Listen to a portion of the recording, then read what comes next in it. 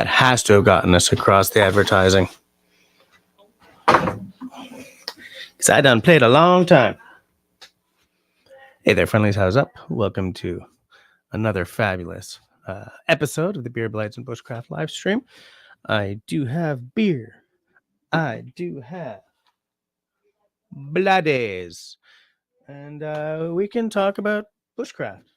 So let me put my cans on, and then we'll do the weekly housekeeping. The weekly housekeeping is as follows, as you guys may know.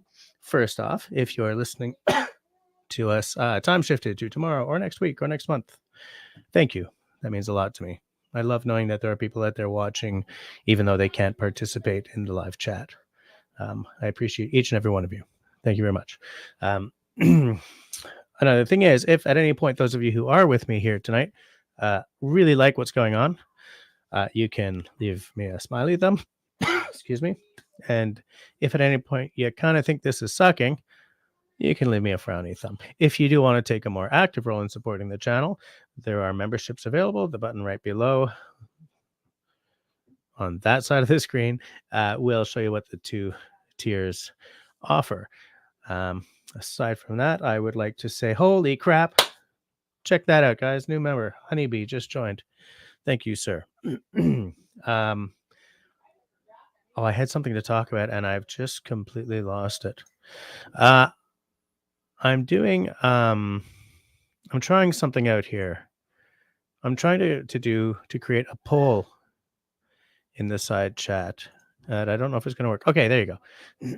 It's a real simple question. Let me know if it pops up.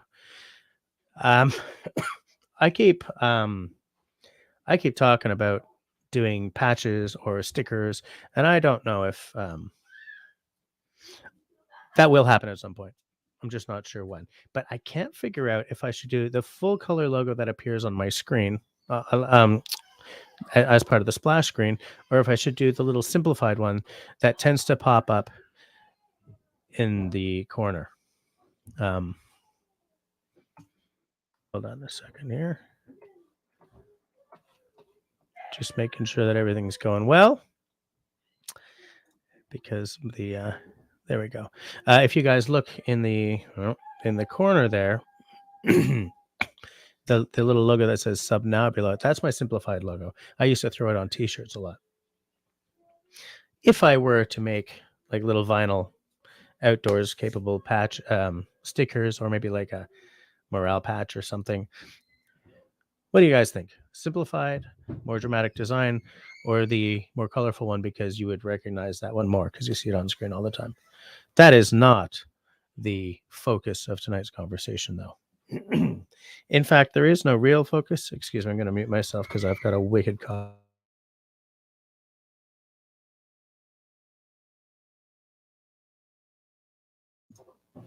Sorry about that. You know what? Let's say hi to everyone who's here, because I see people are showing up. I was just rolling with my housekeeping and all that. We got Tenenbaum in the house. Always nice to see you, mister. We got Marcus, EDMA. How's it going? Nice to see your name. Hey, there's Cliff, Fox at Outdoors. We got Lipstick Lodge. How's it going, Linda? I love... Linda just put up a video fairly recently.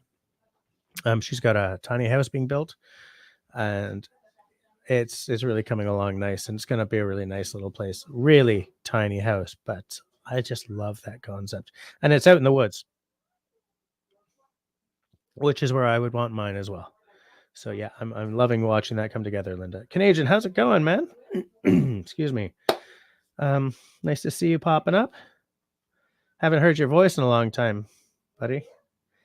SV Ravens here. Are you oh, okay, you changed shift for a week. I thought I was about to ask you if you were just saying hi before driving. But nice to see you here. Welcome. We got Mark Pootmans in the house. You only heard about 20 seconds of play. Okay.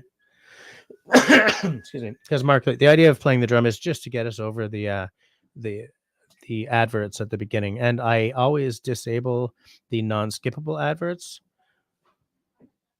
but I don't know quite how long that takes. Oh, okay. So I would like to thank two people. First of all, I've thanked Honeybee for joining the memberships. I'd also like to thank Robin. He has become a tracker. Thank you very much, mister. Kelly Simmons in the house. How's it going? Nice to see you here. Hey, Carol's here too. Wow, man, we got like the whole crew showing up. This is great.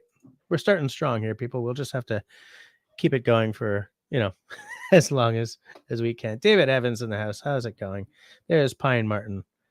Nice. Martin, I don't have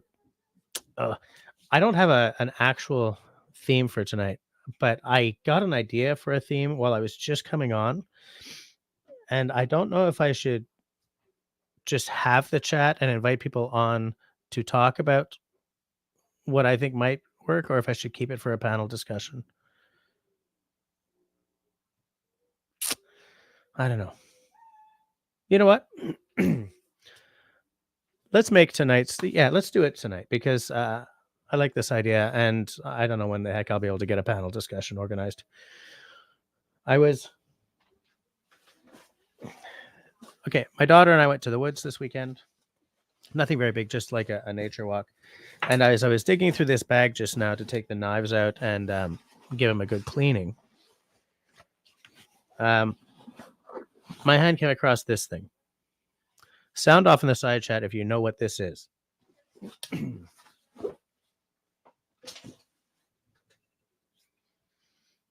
guys know what this is?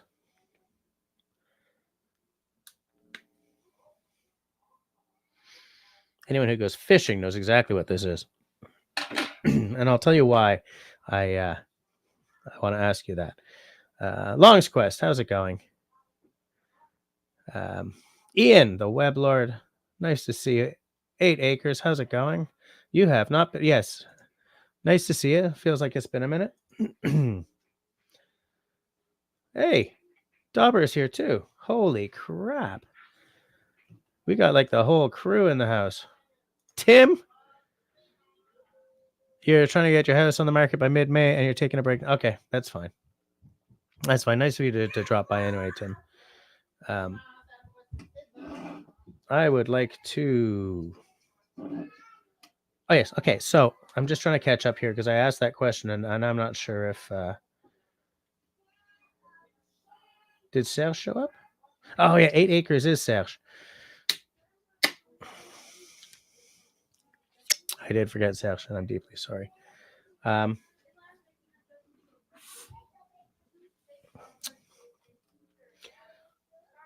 Martin cannot chat tonight. Okay, that's fine. Yes, fish mouth spreader. Also, Tenenbaum says fish mouth spreader. Yes, you guys are right. Canadian says the same thing. Yes. Okay. Fox, it says that it's okay. Now, and Tenenbaum knows exactly where I was going to go with this. And yeah, anyone who's been to like Bushcraft USA and everything knows like this is a fish mouth spreader, but what I use it for is this. Laying this baby here over a fire, right? Put it through a stick or a rope or something.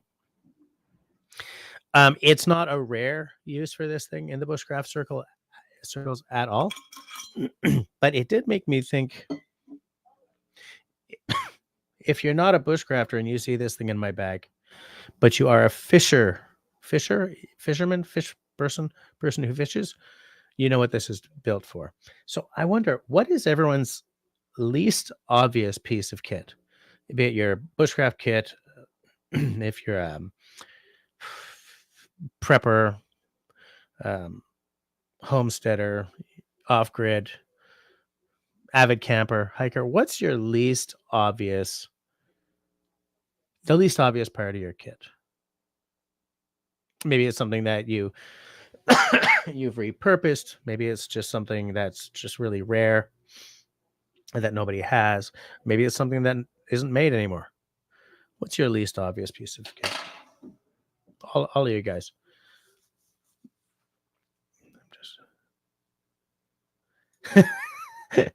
Thanks, Honeybee.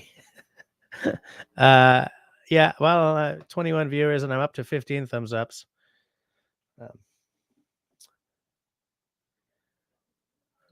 While I just leave what Honeybee said there for a moment so that you guys can internalize it, I will pour this evening's beer.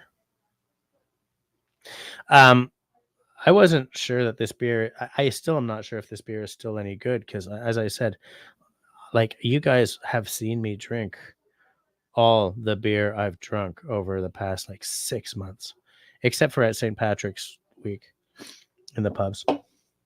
So, like, I've got beer in the fridge that I'm pretty sure has gone off. um,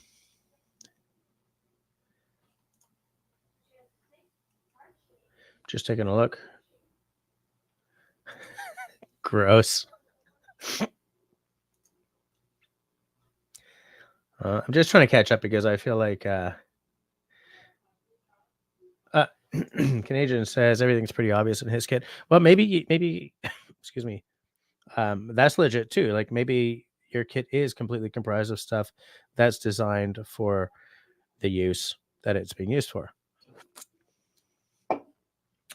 My kit has like I don't like knives with a coated blade because I like them to be dual purpose, right? If I've got a nice glossy knife,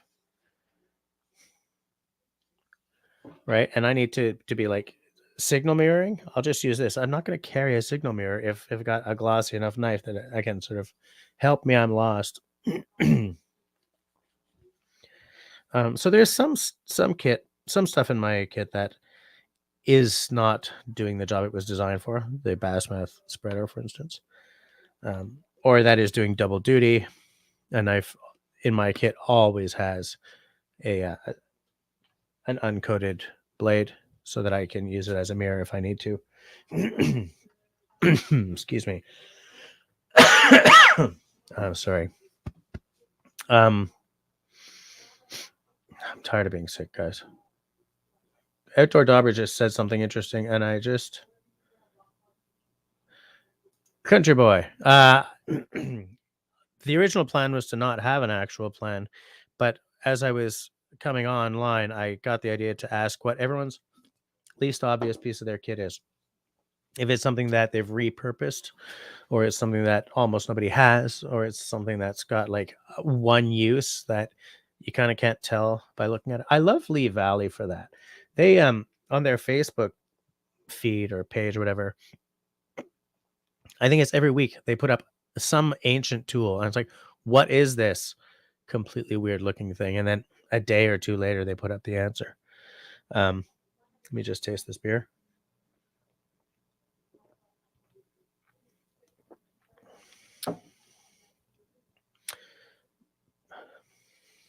Good color, stunning glass. This is a La Classique blonde ale style Kush by Broken 7. Broken's Les Vilains Brasseurs, the villainous brewers from Joliette, Quebec. So they're out there in the country. Not sure if I like a Kolsch style blonde ale very much, but it hasn't gone off, which is nice. So the reason I like this glass is because this is an exact representation of my future piece of land, wherever it may be. Where was I? Outdoor Dauber said, I have a lead for everyone on kit. Let me see. Linda, is that what you're drinking or is that what you think I should be drinking? Wait, what? Dauber, URL, please. Big Agnes is selling tent footprints for $5 each with free shipping. Now that that free shipping is only going to count in the United States. So I can't get the free shipping and neither can any of my friends overseas, but that sounds really cool. I could always use a footprint. I bought Camille a tent for Christmas or her birthday, but I don't think it comes with a footprint. Salut Simon, comment ça va? Yeah, I'm all. It's killing me. Yes, I would say that the bum water is single use.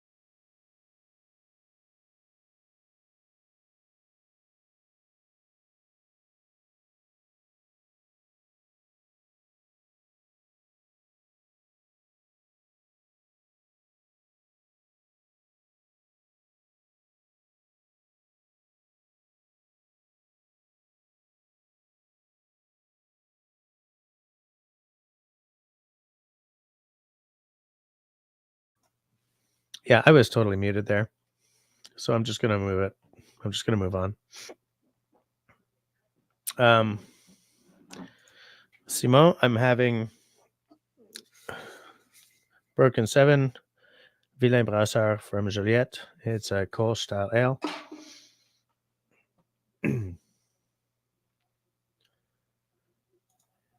Yeah, except I already have a 1 square foot in Scotland because my wife bought me a bottle of Lafroig 10 once.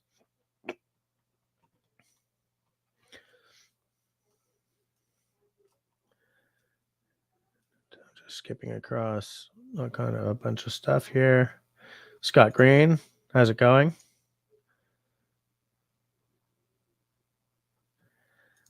It's got to be an uncoated knife. Stacy, nice to see you.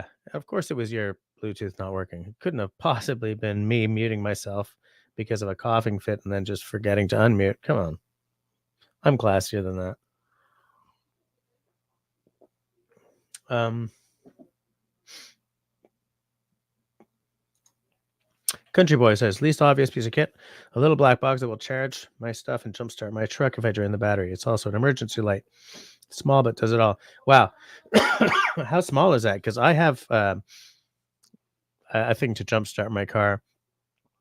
And I think it's got like a USB port to charge my phone and stuff, but I'm not entirely sure. Oh my God, I've got so many messages on my phone. I'm ignoring that.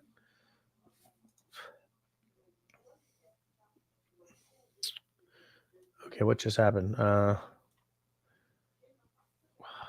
I saw Outdoor Dauber put the there it is. All right. So if you guys want to check that out, then please do yourself a favor and right click on the URL and open it in another tab. Excuse me. Excuse me while I right click and open that in another tab. Okay. Good to know. Okay, yeah, there are 4 sizes. Hey, you know what? I'll just share the screen so that we can all see.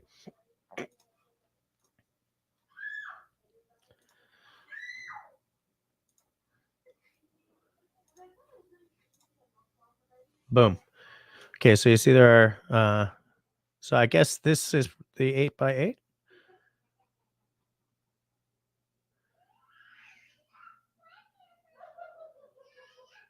I don't see the size.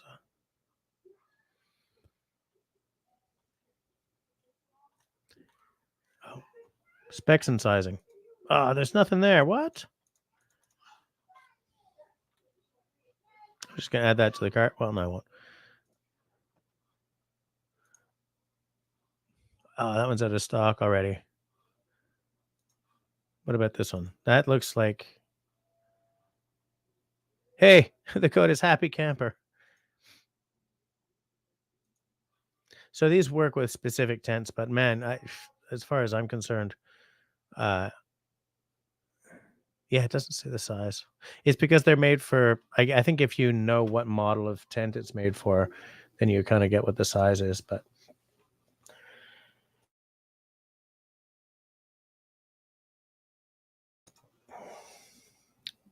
Sean in Alaska, laughing up a storm there. What is? I ask you the same thing that I started off with, and if anyone wants to come on and talk about their least obvious piece of kit, I can share the link and you can come on for a little bit to talk about it. I'm asking about everyone's least favorite piece of kit. Kit that makes no sense. Their least obvious piece of kit. I was giving this as the example of probably my least obvious because yeah, it's a fish mouse spreader, but I don't fish due to allergies and stuff, so I use mine to hold my what's this thing called? Clean canteen, I think, over the fire, which is very common in bushcrafting circles. So I'm not claiming to be like all creative and stuff, but yeah. And I said like it doesn't have to be just bushcraft stuff. Off grid guys, people, preppers, homesteaders. What's like the one thing that you've repurposed from another use, or maybe you made yourself, or it's just not obvious what it does when you take it out of the bag or whatever.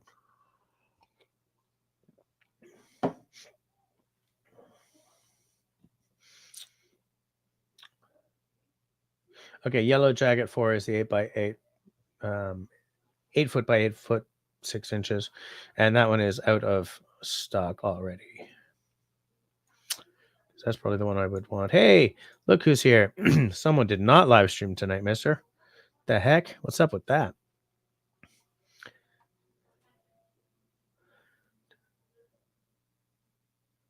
I'm just seeing where I am in the, because I'm very far behind, I believe.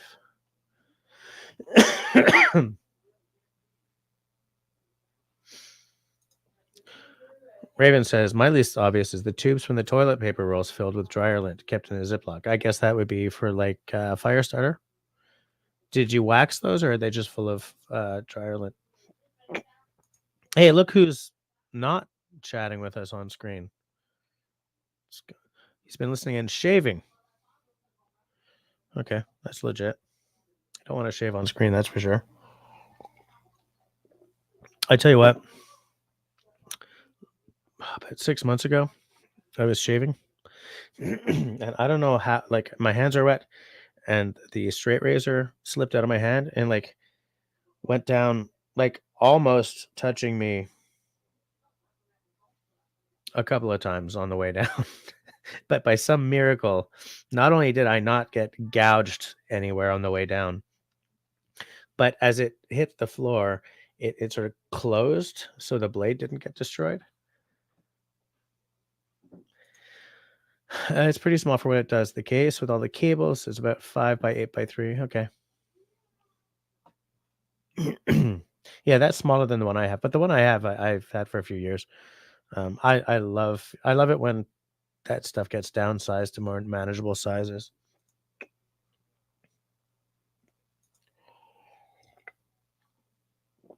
Nice. Yeah, well, obviously I've missed out on the opportunity since that big one is already sold out.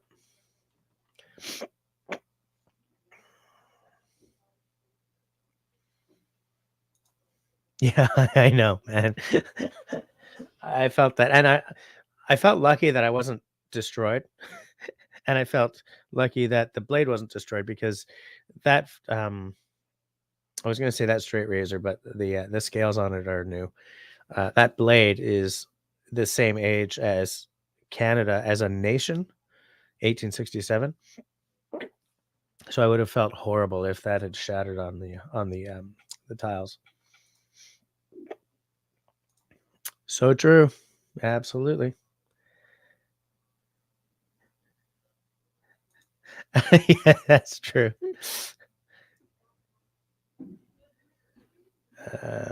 Okay, so you're not waxing them anymore.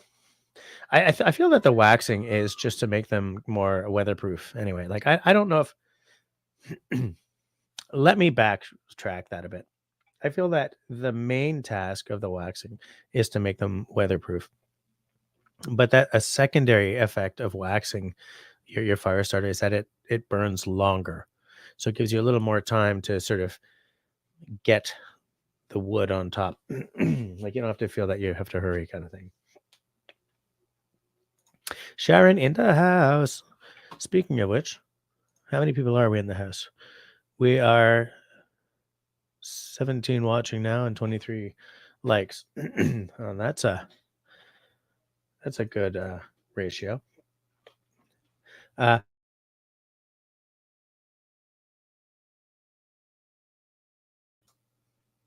sorry about that, guys. But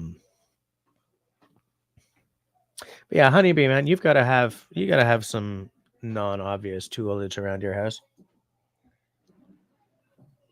There's got to be something that someone walks in and says, "What is that?" You know, it's something that someone who knows nothing about traditional log building would find confusing, but is really kind of obvious. Is a fro. Like I remember before I knew anything, seeing a fro sitting on a shelf in one of those like frontier revival villages, where the tourists like they're touristy. They got employees dressed up in period garb and stuff. I remember seeing a fro and thinking, how the hell do you swing that? you know?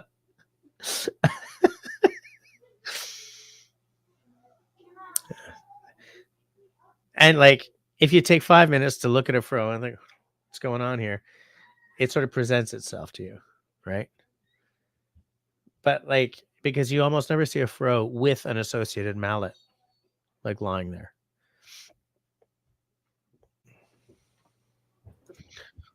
Wrestle in the house. Shit. What? No, you did that backwards. You did that backwards. See, now you're muted.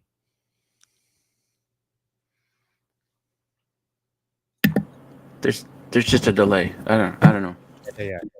Oh shit! It's still. Hold on. In the meantime, I shall bore you guys with what we got here. Okay, I'm good. There we go. I'm just taking a look in the side chat. What some inobvious tooling or bushcraft kit? I absolutely have really strange tools. I know. That's why I want to hear from you. I feel that like my little non-obvious fish mouth spreader is like it's a lightweight compared to what some of these guys must. Russell, you've got to have something around that house that you have for a task, and it's like, what the hell? Well, okay, so I don't really have a kit like you guys have a kit. I have a cabin. My cabin is my kit. And yeah, I've got some weird ass shit in my cabin. Absolutely. I mean, disco ball, come on. Yeah. You should meet another person that's got a disco ball in their kit. But I'll give you something that I would like if I was actually to go, camping for a period of time. I'd probably bring something like this, which is not obvious. That's true. Why would you bring that? Because my feet are gonna stink. I mean, even as it is, I come back from a hike, I'm spraying this in my shoes. Okay. So it goes in the shoe, not on the foot. I was like, oh man. Yeah, it goes in you wash them, right? at the end of the day, it goes in the shoe. Yeah. Okay, fair enough.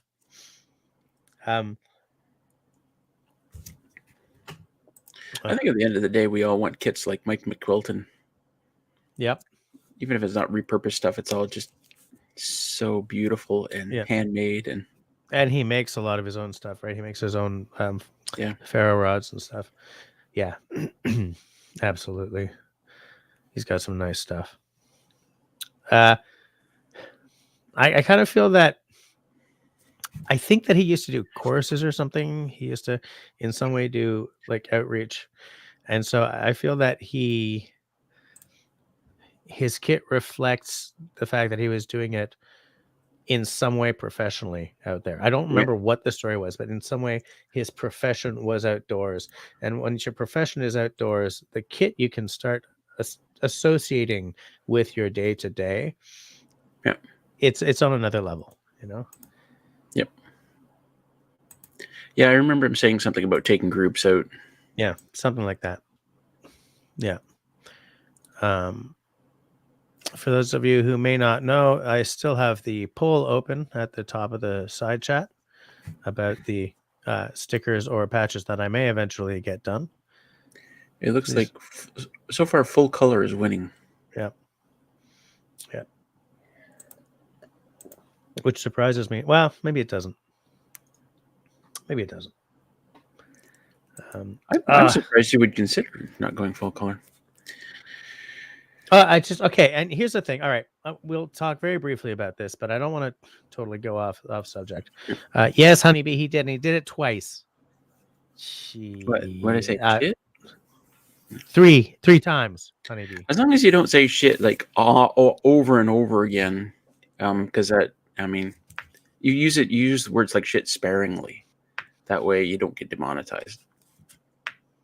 Yeah, here's the thing about the logo is I keep kind of wanting to move the whole logo over to the simplified one because I feel it's a stronger design, but it's not as colorful. You know what you need to do. I mean, you've done the poll thing, but you actually need to put up on screen the colored one and the other one. Yeah, I do. So we need to see. I can't do that from this computer though. Well, next time. Yeah. By the way, I need a copy of your logo. Okay. The color one or the simplified? The colored one. I did a thumbnail for you for, was it last live stream or the one before? And it was the last one. I want to put a logo on that for you. All right. Send. Oh, I broke my pencil. Oh, you're actually writing it down? Yeah, because otherwise I'm going to forget. I got beer here. I got tea here. I got whiskey here. Tonight's whiskey, if I get around to it, is the Glengoyne 10 years. If I get around to it? Yeah. What kind of talk is that? You know, Glengoyne, unhurried since 1833. This whiskey has a lot of really nice flavors to it, but it's only 43% alcohol, so it feels a little underdone. Only. I have to make some rum before you get here. Some of my 70% rum. 70%? Woo! Okay. I don't make very much of it. Just a little at the end of the run. Kind of pull it off at 70. I just want to. No, I don't think the colored one would cost more. I don't think so. I don't. The companies I've looked at for printing labels, stickers, and for making patches, it doesn't seem that they charge. There's a big difference in charge. There's a difference in. I'm going to start that sentence one more time, okay? When I was looking at pricing for both of these last year, I did not see that there was a large difference in price between the full color and the non-full color logo, either for stickers or for patches.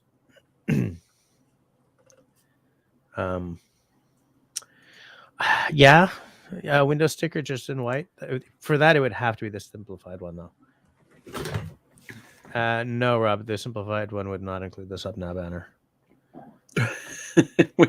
You'll get people like, it's not working.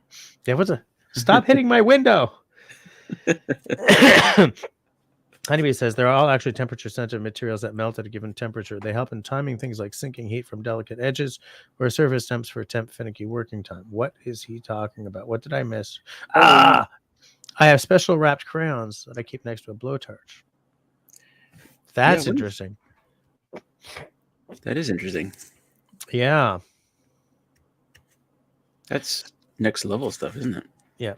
Okay, David, I feel that because Russell pegged on that as well. In the world of whiskey, the legal minimum amount of alcohol by volume, the minimum legal, I'm not even drunk. Legally, the minimum ABV is 40% for whiskey. Okay. There's a lot of whiskey out there that's like straight up 40%. A lot of like Macallan and stuff like that. 43 is them saying, well, hey, we're not, just doing the minimum, right? Like 46, 50 is kind of, I think, the sweet spot. Cask strength is when they don't dilute it at all after it comes out of the barrel. And that's just like, boom. I like cask strength. I like around 50, 46 to 50%. 43 is okay, but I actively dislike 40%. How strong is cask strength typically? Well, that just depends on whatever it comes out of the cask as. So like that Alberta Premium that Sam Jackson and I both have, that's I think 63.5. The batch of that Alberta Premium before that was 67. You don't get a whole lot more than that in whiskey though. That's pretty high. I tell you what, Jess, when I was making rum, I was typically pulling it off like stopping it somewhere in the 46 to 50% range because I thought that'd be cool. But what I realized afterwards is that you don't really need to go stronger than 40%. I mean, really, the taste is the most important thing, not the alcohol content. Yeah, and especially with something like rum, where it's got such the rum taste definitely works kind of better down around 40 to 43%. I feel that with rum because it's such a big taste kind of explosion anyway. Once you get up, we've got a rum agricole upstairs that's like 60% and it's undrinkable because the big rum flavor plus the big alcohol pound, it's just undrinkable. It's from Haiti and it's just can't do it. So it just sits there. It just sits there. It just sits there. Whereas like with a whiskey, I kind of feel that the sweet spot for whiskey is about 50%. Hold on a second. Yeah, but that's the thing, Linda.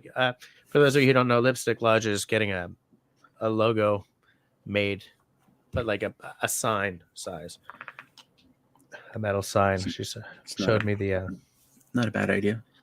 Yeah, I'd love to get one, but I want to set up a studio area before I start hanging logos. Otherwise, it's just going to get lost. Like if I put it on the side of that shelving unit, what's the point? I see. I'd want to put mine like over the porch kind of thing. Yeah. Because that's what Sean James did, right? No, that's just what I want to do. I love how people think that every off-grid person in Ontario is all Sean James. It's like, no. There are many different. Hold on. I saw something from... Or compared to Sean James. Yeah, that's what I meant. I'm considering picking up a nice cask strength from Aberlour. It's 120 proof that they make a little more traditionally. I think you're talking about the Abuna. I don't know what proof is. 120 proof, that's a 60%, I think. Because American proof is pointless because it's just twice the ABV. Whereas the old proof, the British proof, there's a whole algorithm to it. Good night, Jim. All right, see you later. All right, have a good one. I'm just trying to catch up. Yeah, that's true. I haven't tried that one either. All right. Salut Simon. À la prochaine. Oh, I miss Simone. Good night, Simone. David went to Ottawa today, so pretty wiped out. I'm wondering if because if I go out to see you, Russell, I kind of want it to be like a 4-day trip, just because I'm going to spend like a day in transit on either end of that, right? 4 days. 4 days is what I recommend. So 2 solid days in the bush. Yeah. So I'm wondering, like maybe this spring, if I can get away, if there's somewhere around in the Ottawa area that I could just go for like an overnighter or a day camp or something. I know that there are some guys from Ottawa in this side chat. If you guys can think of a place I should see or visit, or to have a fire, make some food, like in the spring, because I won't. Yeah. Because time. You're running out of. If you want to do it before bug season, we're running out of time. Yeah, I feel I'd have to do it sort of in early May, right? Or yeah, around the end of April. Yeah. but not a bad time for camping actually, because the underbrush hasn't come up. It's great for hiking and yeah. Like I don't know what the national or provincial park situation is around there, or I don't know what the Crown Land situation is around there. Crown Land is obviously where I'd rather be, but I'll take any forest time at this point. I've already shown this, right? There must be something nice in Gatineau. Man, Tenenbaum, you must have some kit that's completely non-obvious. Canadian says up to the lodge and you can have a fire. Just let me know it's near Eganville. Where is Eganville?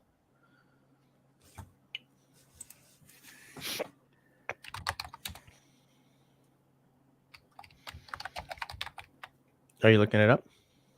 Yeah, it's in Ontario, I guess. Yeah. And David says that Lac Philippe in Gatineau is nice.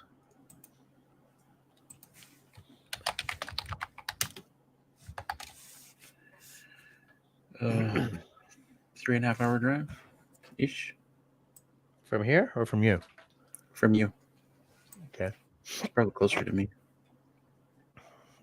3.5 hour drive. Okay. I'll bear that in mind. Trying to think what might be weird in my stuff. It all seems pretty normal. Tenenbaum's kit is cool to me because it's so heavy on like classic pup tents and stuff like that. I think that I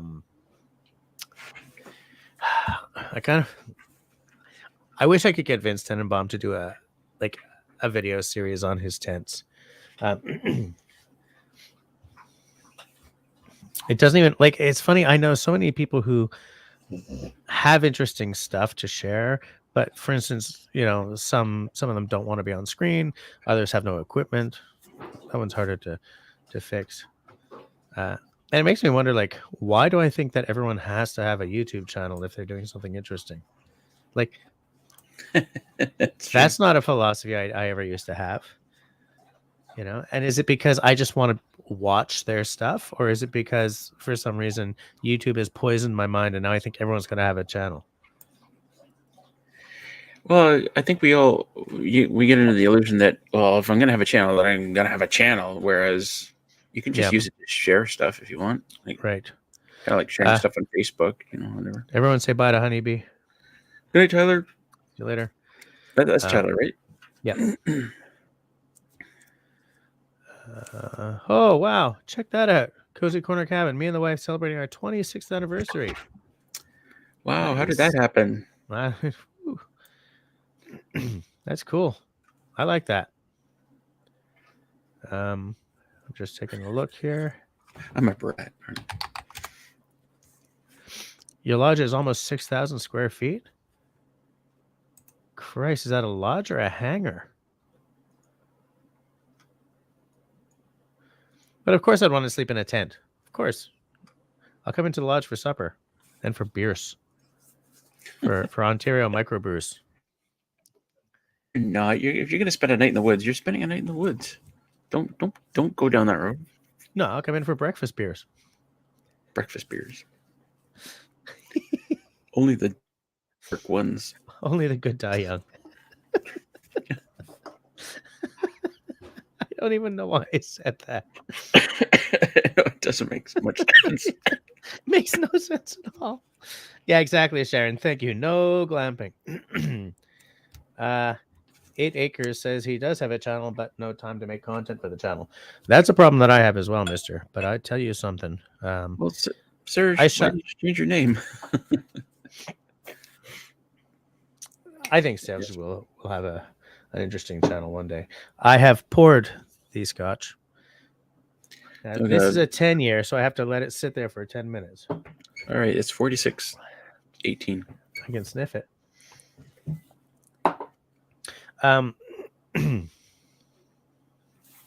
There's a small cabin by the lake too, Canadian says. I'd like to see that place. 2022 is my year to it's my year to finally get the hell out there. The whole COVID thing's kept me trapped for too long. I don't understand. Like, if you go straight north from Montreal, there are like big green areas. Look what I'm drinking, Russell. I can't see what you're drinking. It's in a stupid mug. It's so good. It's a good drink. Like Mont Tremblant Park. What is that? Can you camp there? They do have campsites. I don't see any roads going through it. It's hold on. I got an app. I got me an app because there's always an app. What the hell is this app called? BRMB? You guys know this? I got this BRMB map because it has a layer for Crown land. And it includes Quebec Crown land. Is it BRMB? It wants me to sign in, but I forgot my damn username and password. I was going to show off. Crown land is great and all, but it's tough to just like pick Crown land on a map and go, okay, I'm going to go camp there without seeing it first. Yeah. It's almost like you need somebody to recommend an area for you. You know, go down this road, park here. Yeah, and you're absolutely right. And it's so hard to get people who are like all about the Crown land to really tell you where it is because they don't want it being invaded by dilettantes. Well, you got to. All right, Tenenbaum. Yeah. Get in the truck. Yep. David says I can stop by his place on the way home from Russell's if I can spare the time. Backroads map book. Well, isn't that what this is? BRMB? Yeah. Like they actually make books, but they also have this app. I wish I was gonna totally show you like the Crown land layer, but I have no recollection of what my my account is. Oh well, I'll deal with it later.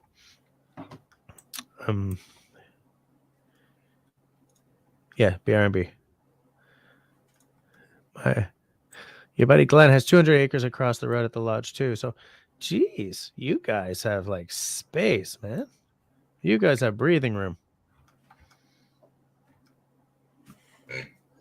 Get it? Because trees make oxygen. Breathing. Oh, it's comedy hour. It's stupid comedy hour. At the Rain Dance Bushcraft live stream. at the Rain Dance Saloon. And he'll be here all night. Oh, we're doing auditions for our band at 11, by the way. Right. What are we calling it? Kathleen Turner Overdrive? No. Kathleen Crumpleface, I think was what I settled on.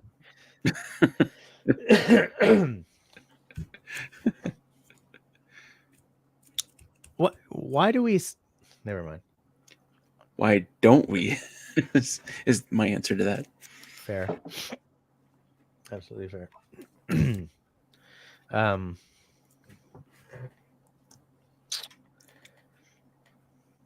I was about to say something and it was going to be brilliant, but it's gone. It just disappeared. You just started plotting. For my own dad jokes. Dad jokes, a little dad'll do ya. I said we could.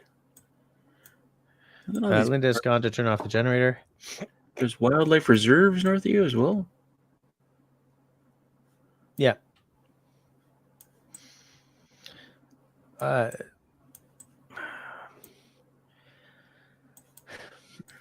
There's like, they're called ZECs. A zone de quelque chose. I don't remember. It's a French term. It's like not all these various kinds of wilderness are campable. Some of them you can hike through and stuff. But then, you can't just pitch a tent anywhere. Yeah. Canadian. I am going to. I didn't mean to show that. I wanted to hide that because I don't want people seeing what you're. Hold on a second. He knew what he was doing.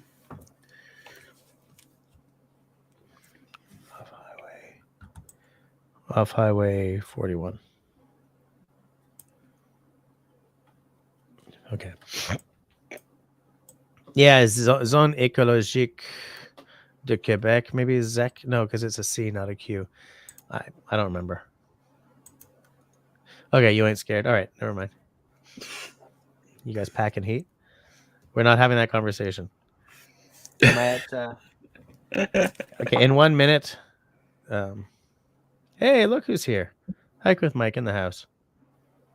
So That's it. Yeah. Zone d'exploitation contrôlée.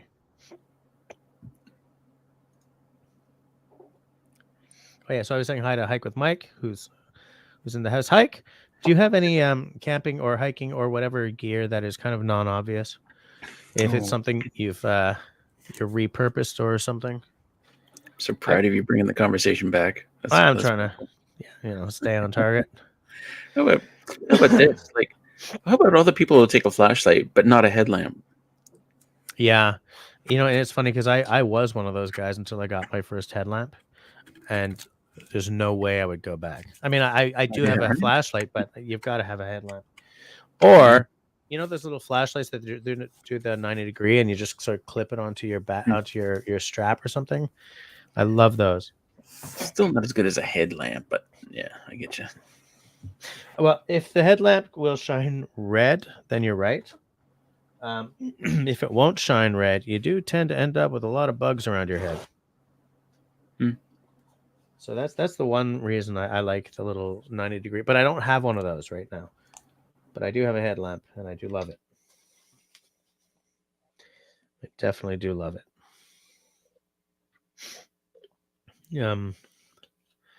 There's a lot of weird stuff like that. Like, I'm just trying to think of something like, like, why wouldn't you have a bug?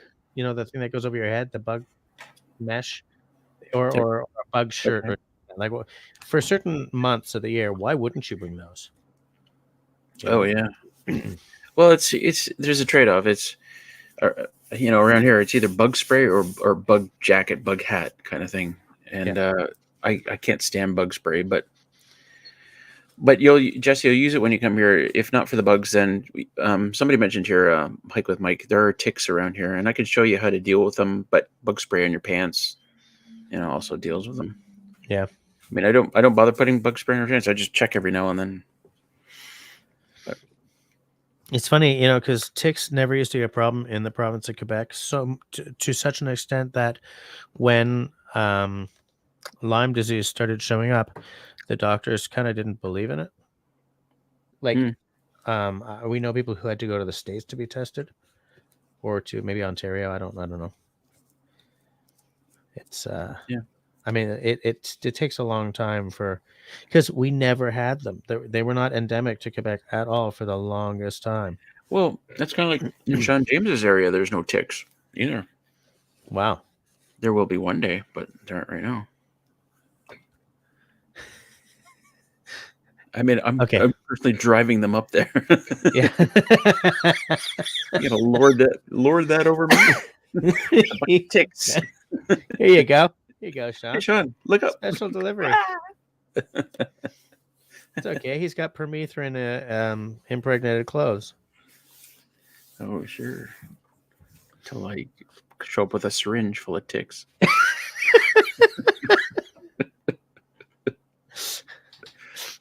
Or like a straw full of shotgun style.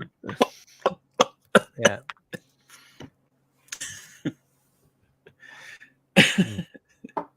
Okay.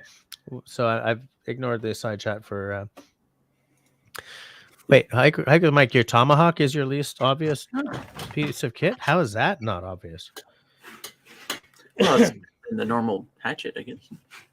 Yeah, but Unless he uses it for traditional means. or like for food prep or something. David Evans finally picked up a headlamp, Russell. I'm telling Russell, David. Good soak in a bath with a little bleach kills him. Yeah, but I'm not soaking in a bath with bleach. I have sensitive skin, okay? But yes, Hike with Mike, you are lucky that the mosquitoes don't like you because they love me, and I so hate them. I would dunk myself in a vat of permethrin if I didn't, if I was okay with dying of cancer or whatever. I think permethrin is a carcinogen, isn't it? Sorry. I don't know anything about it. Sharon says ticks were bad in her area. I have like a tick key. Hey, look who's here. Austin's Corner. Austin, I know you're going to have something interesting. What we're talking about tonight, when we, on occasion, when we can get back to it is, I asked everyone what their least obvious piece of kit is, whether it's a tool or a camping thing. And I gave this fish spreader as my example because I don't fish. So I use it to hold my clean canteen over the fire.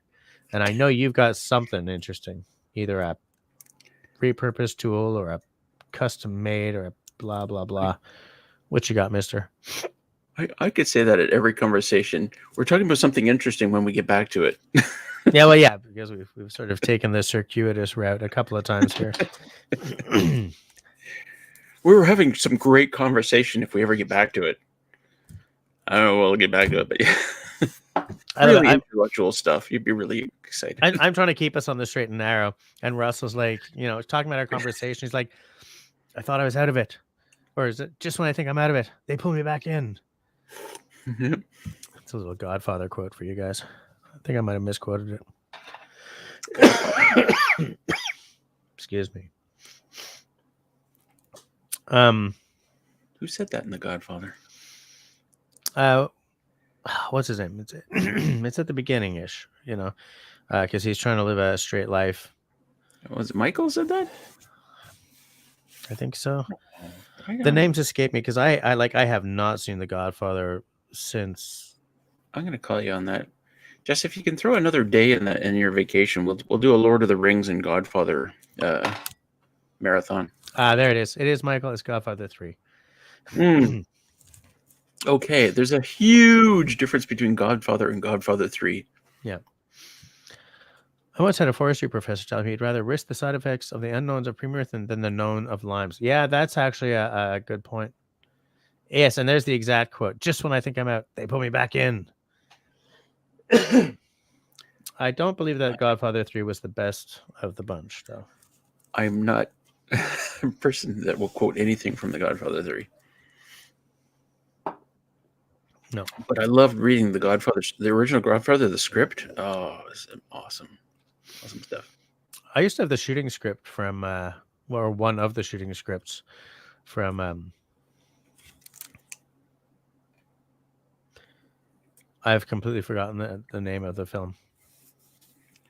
That happens to me so often. There should be a term for it. I'm sure there is a term for it, but it's escapes me right now. Oh, well. Austin went camping last night. It was freaking cold here last night. Like -7 cold. So not freaking cold, but for March, it was freaking cold. Yes, exactly. That was a good Al Pacino moment in that film. That's true. But like that one, man, I haven't seen any of the Godfathers in a really long time.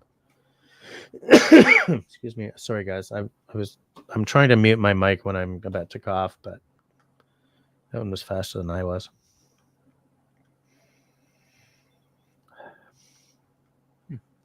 Notes of caramel, spice. You often get notes of vanilla and caramel when it's an ex-bourbon barrel. I love caramel. Do you? I can never decide. Chocolate ice cream with the caramel squirt bottle spread thing. Oh god, just right in here. Austin, Linda's asking. Oh, whoops. Hi, Grace. I was gonna get to that next, but like David's hi, Grace Martin showed up just as I clicked. Austin, Linda's asking where you camped. Excuse me. Was it just a one-nighter, like an overnight?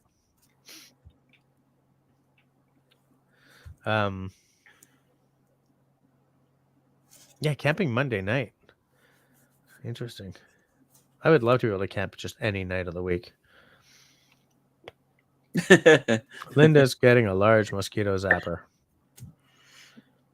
They still sell those? I'm sure of it.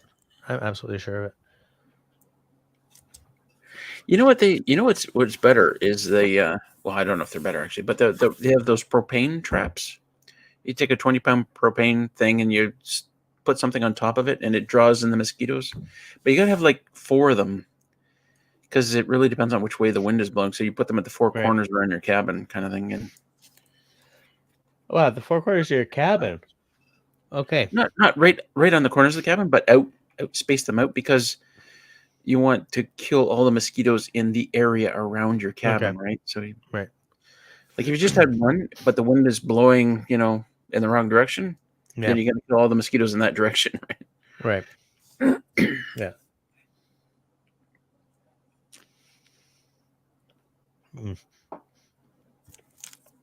Caramel, vanilla, a little bit of green apple. Some spice. You got some palate on you, boy. My other channel is all about doing stuff like this. I'm not exactly a professional, but I'm a whole lot better at the whiskey tasting than I was before COVID. Let me tell you. Can you get insurance for that? My palate, it's gone. My palate. Yeah.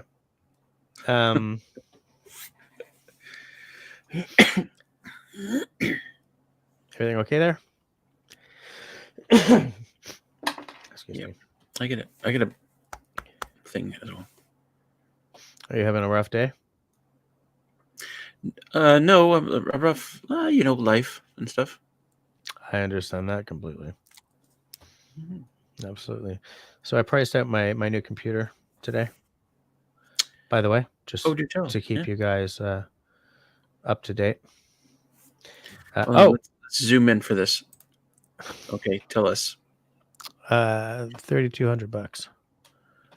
Holy moly!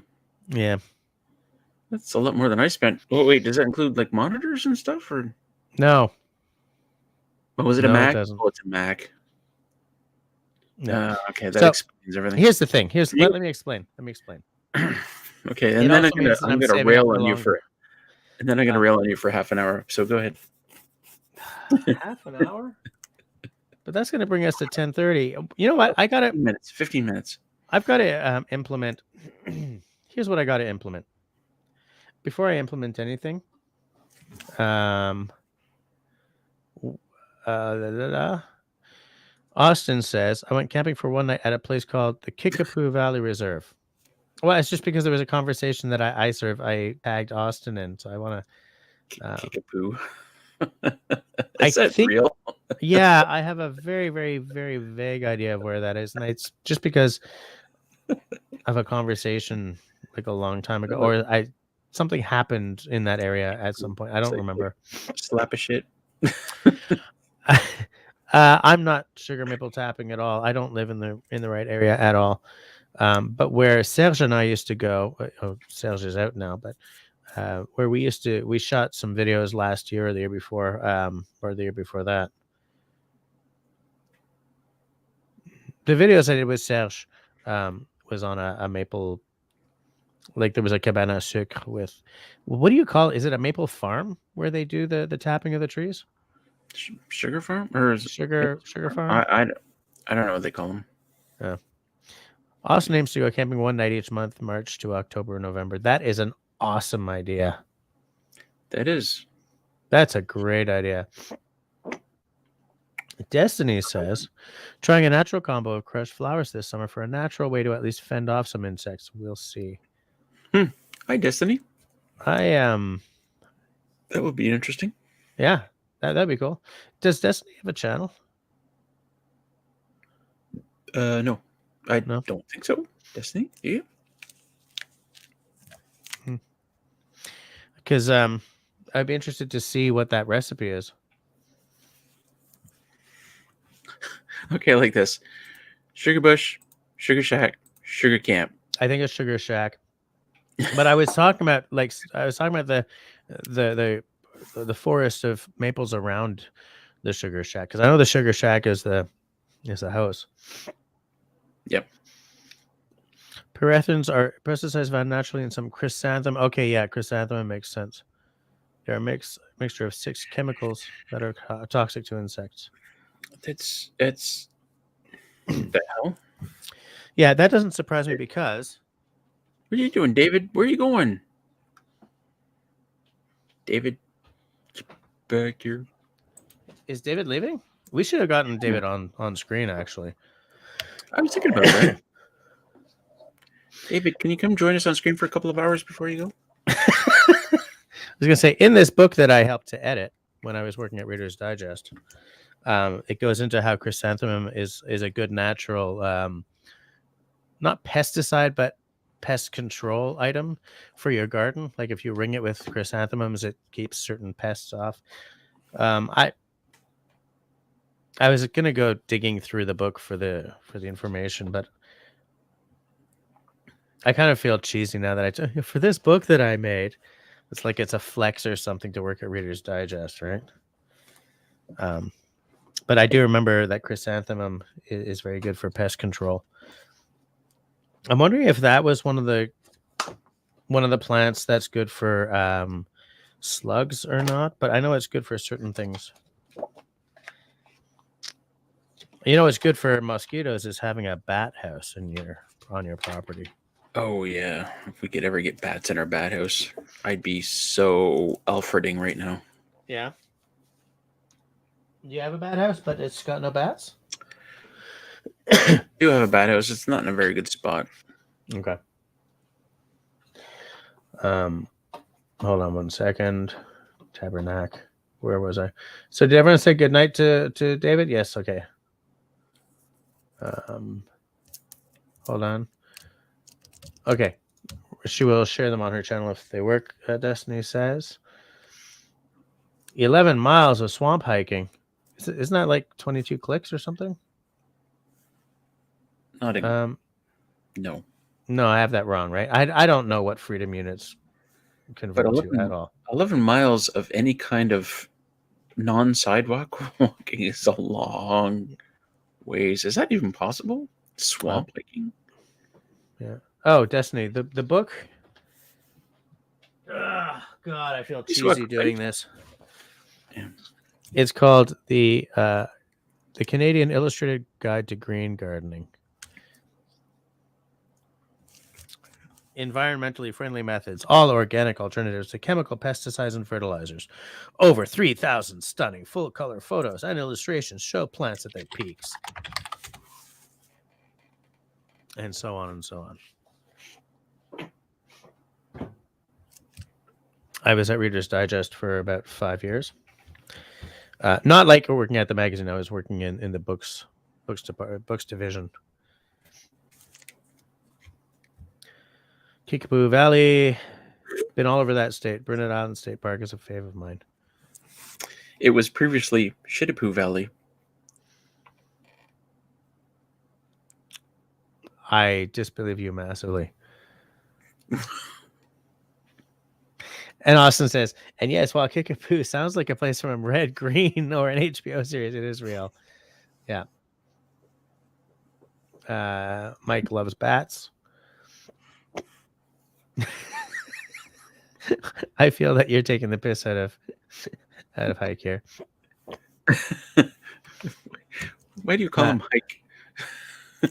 I did it again. Sorry. Every single time. Yeah. If you got dragonflies, you already have a mosquito problem. Country boy loves beer. Nothing like a good spritz of garlic spray, says Linda. That'll keep the vampires off you at any rate. I was gonna say, Linda, you're right on top of those vampires. Yeah. Wait, You just that sounded wrong. Yeah, that kind of does. Went to bed at 8,300 last night. Tired from 8:30. That's got to be 8:30. That's 8:30, right? Tired from swamp hiking. You know what? I have said before, and I will say again and again ad nauseum, that I love the feeling of collapsing into bed, physically exhausted. I love it. Sleep like that, and your last feeling is that you've really earned that sleep. Like, because of the day job I do, I fall I hit the hay mentally exhausted, because my job is very hard and takes a lot of the real estate up in here. But it's not the same as like when I worked in carpentry, for 8 hours a day or whatever. And by the time 9:30 hit, I'm done. Good night. I'm done. Good night. And I would fall into bed like a lead weight. I love that. I absolutely love that. Has everyone voted in the poll at the top of the chat? By the way, it looks to me like the full color logo is leading with 65%. The reason I've asked for those of you who were not here at the beginning, I asked if I do decide to do stickers or patches this year, would you rather the full color logo or the simplified one color logo? And unfortunately, on this computer, I do not have the logo designs, because they're all my graphic stuff is Mac based. We need to circle around to the computer decision again. Yes. Here's the thing. Okay. So here's the thing. Okay. I have decided that the Hackintosh, this is not related to what we're supposed to be talking about. I'll make it real quick. I have decided that the Hackintosh experiment is a failure. So forget about it. I'm going back to having an Apple branded machine, which sucks because there's an upcharge on that. But I'm not getting rid of this PC. I have to get a Switch or something so that I can use these screens with the PC for like things like gaming and stuff like that, and then the Mac for my video production. Wait, so you're only going Mac for video production? That's it? No, this PC, I'll take most of the hard drives out, and it'll just be a gaming computer, essentially. Maybe a little, because I've like on the Mac drives that are in this machine, I've got my logos, by the way. I've got templates for that I made for OBS, because I wanted to live stream off of OBS. Like all my graphics stuff happens in Mac. I've got all this software that's Mac based for everything. All my work stuff, all my music, my video, graphics, stuff like that. So like I've got all these things trapped on drives because here's the thing that bugs me about Windows, is that it doesn't read Mac disks, whereas Mac OS reads Windows disks fine. Like if I want to read a Mac disk on a Windows machine, I have to like buy a third-party app. It's like, why isn't that built into the OS? Like in the 21st century, where everyone's just, well, maybe they really. I would like to. I would like to thank Russell for the super chat. Okay, a kilometer is 0.6 miles. All right, good to know.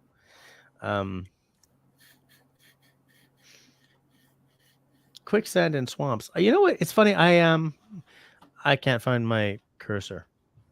Wait. I bet yet. Hmm? You I have a hard time believing that you really need a Mac that badly, and that there isn't some kind of tool to do whatever you need to convert old stuff to new stuff. Because you're paying so much more just to have that Apple logo on it when you could, like, I spent not like $1,000 less than you and got a PC way more than you would ever need for video editing or whatever you want to do. Well, this computer I'm talking to you on, which was supposed to be my Hackintosh, when I built this, I think I spent like $2,000, maybe 2,600, 2,500, something like that. And it's a good machine. It before I accidentally kablooied the Mac part, the Mac OS on it, it was a brilliant video editing machine. Right now, it's just a really, really good gaming machine, and I use it for stuff like this. The thing is, I don't like the environment. Like when it comes down to buckling down and getting work done, I don't like working in Windows. It confuses me or frustrates me at every turn because I'm expecting it to be as intuitive as I'm used to. Now that I find macOS intuitive because I have used it for 25 years, right? If I grew up with Windows, well, maybe not, because Windows 3.11 versus Windows 95 versus Windows 2000 or whatever it was called versus ME. Well, some of those were pretty similar, but like Windows 10 is so much better than any other Windows I've ever used. Like I thought Windows 8 was pretty good, but I find that Windows 10 is the best Windows they've put out. Hike with Mike asks, did you see that? I was actually positioning my shirt so it looks like push. I thought that's hilarious.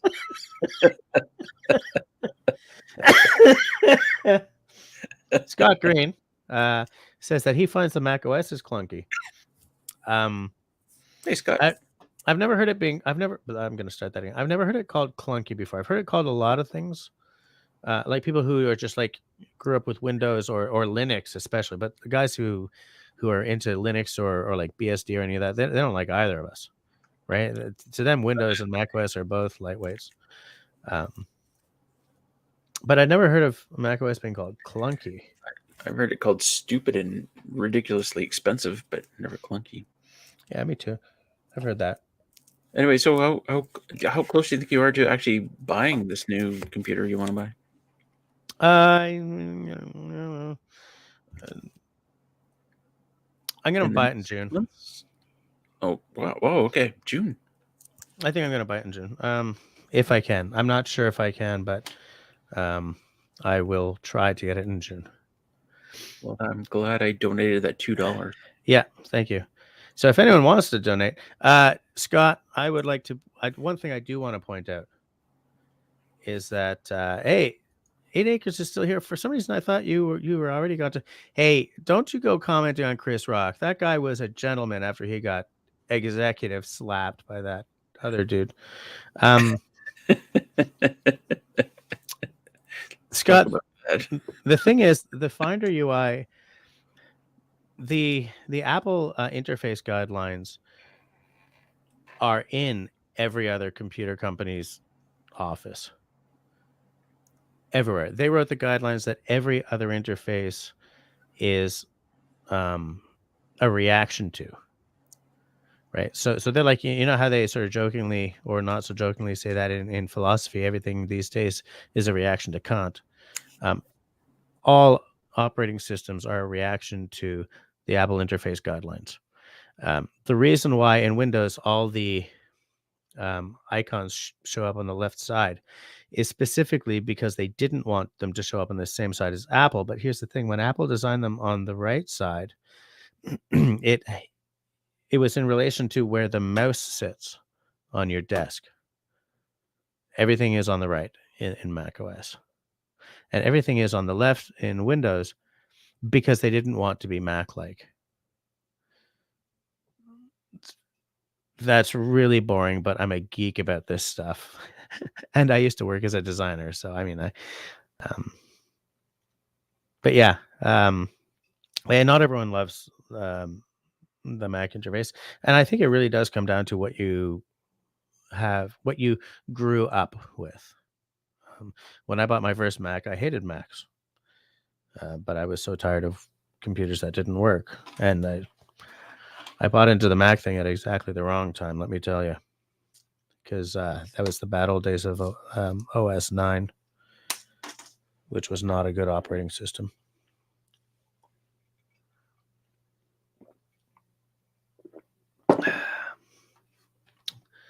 Where was I? We're just going to move on because we're not here to talk about computer stuff. Anyone here remember BOS? The thing is, none of you guys are real computer geeks. Never mind. I'm just wasting time here. Just moving right along.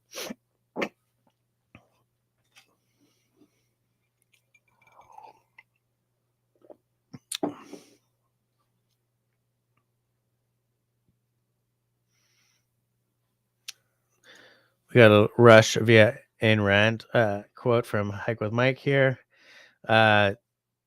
Linda, freezing rain tomorrow night. Wine night. Hey, Linda, question for you. And I know this, but I'm totally spacing it. Where do you live while your tiny house is being built? I feel like we've had this conversation before, but I don't remember. Yeah, I loved BOS. I installed it. I used to have a Power Mac 8500 when BOS first came out, and they had those B boxes. It ran on Macs. That operating system changed the world in my eyes. It was brilliant. But I used to love. I feel that the computer industry this is not what we're talking about. One comment, and then we'll move on. I find that the computer industry now is dead. Like back in the day when I was like really into it, like when I was collecting OSs and stuff. You had Apple, you had Compaq, you had HP, you had obviously there was Oracle there, but you had Silicon Graphics, which I loved. I loved those machines. I loved that clunky looking OS because I loved those machines. You had Sun as an independent company making Solaris machines on their MIPS. No, SGI was using MIPS processors, but like you had so many. It was like the golden age of computers in the way that there was the golden age of cars before everything got bought by other companies, and you went down to like 4 big American companies. And I miss those days. I miss those days when there were interesting choices. Nowadays, the interesting choices are like Apple is different and everyone else is. I mean, there are Chromebooks, but they're not all that different, really. That's a silly thing to say. There's Apple, there's Chromebooks, and then there's like Windows machines. And then a few like Linux and stuff. But man, back in the day, if you wanted to spend big, you could even buy a Cray if you were a university. But man, I used to Jones for a Silicon Graphics or a Sun machine back when I was like seriously digital. So let's move right along before we kill the conversation completely. Oh yeah, I love those tiny houses. Would you want one like out in the country, Mike? That's what I like about Linda's, because some people build tiny houses on plots of land sort of in the city. No, man. What I want is I look out the window and I see nothing but forest and like some birds or some damn thing. You know what I'm saying? I would love a tiny house, but I would need to build a large workshop next to it. Russell needs to build a workshop, by the way.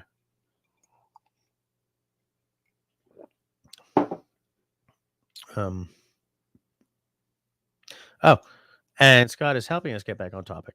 Most of my gear is obvious, especially to me. Some of my hammock gear seems baffling to non-hammockers. Yeah, and in fact, That's an interesting point. Is that for some, the difference between obvious and non-obvious is, are you someone who's kind of on the team or in the club, right? Are you a backpacker? If you're a backpacker, you're going to know all the climbing stuff is a perfect example of this. I look at a bag full of like rock climbing gear and I'm like, okay, I know that is like a harness you put around your butt and your nutsack, but what's the rest of this stuff? Like, because of the context, to me, all that stuff is non-obvious. Everything is. I don't know what Russell's doing. Oh, he's changing to wired headphones. Tiny house and big shed. It's like fat man in a tiny coat.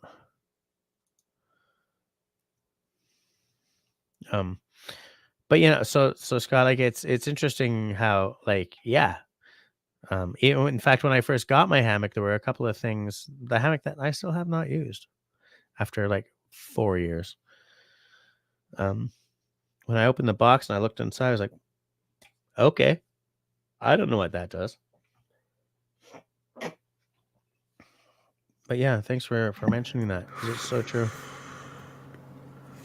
Sorry, I lost my audio for like 10 minutes there. 10 minutes. But I was saying brilliant things. I heard some of it because I switched back to my speakers and turned my mic off. I know, it's weird. It's like my Bluetooth earbuds just suddenly stopped working. They're like disconnected. Well, I wasn't doing anything. I was just sitting here. Battery? No, I don't think so. They last longer. They last about like a good 2.5 hours on a charge. I need a good pair of Bluetooth earbuds. Oh, I could go on about earbuds, but I gotta wear stuff like this that curls around my ear because normal things like these just fall out typically.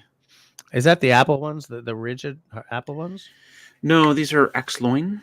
Okay. No, I mean the white ones.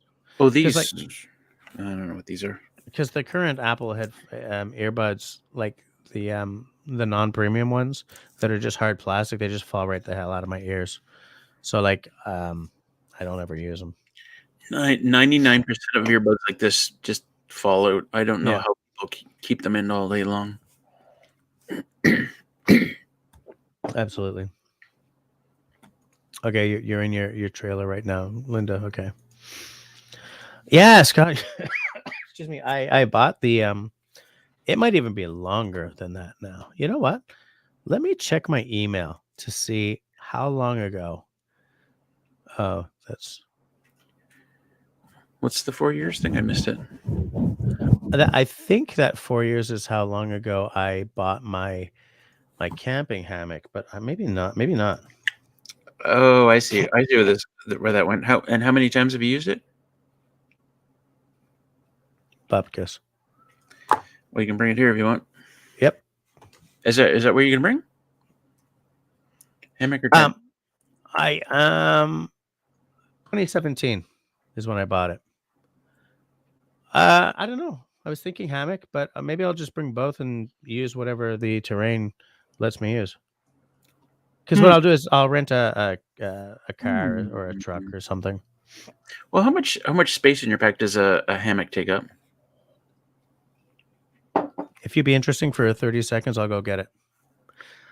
Be interesting for 2 minutes because I'm gonna see a man about a hearse as well. I can sing for you guys. Oh, amazing! Let me pull up some lyrics. Oh,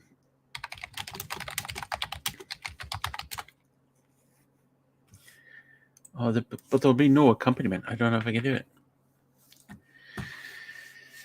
Dazzle us, Russell.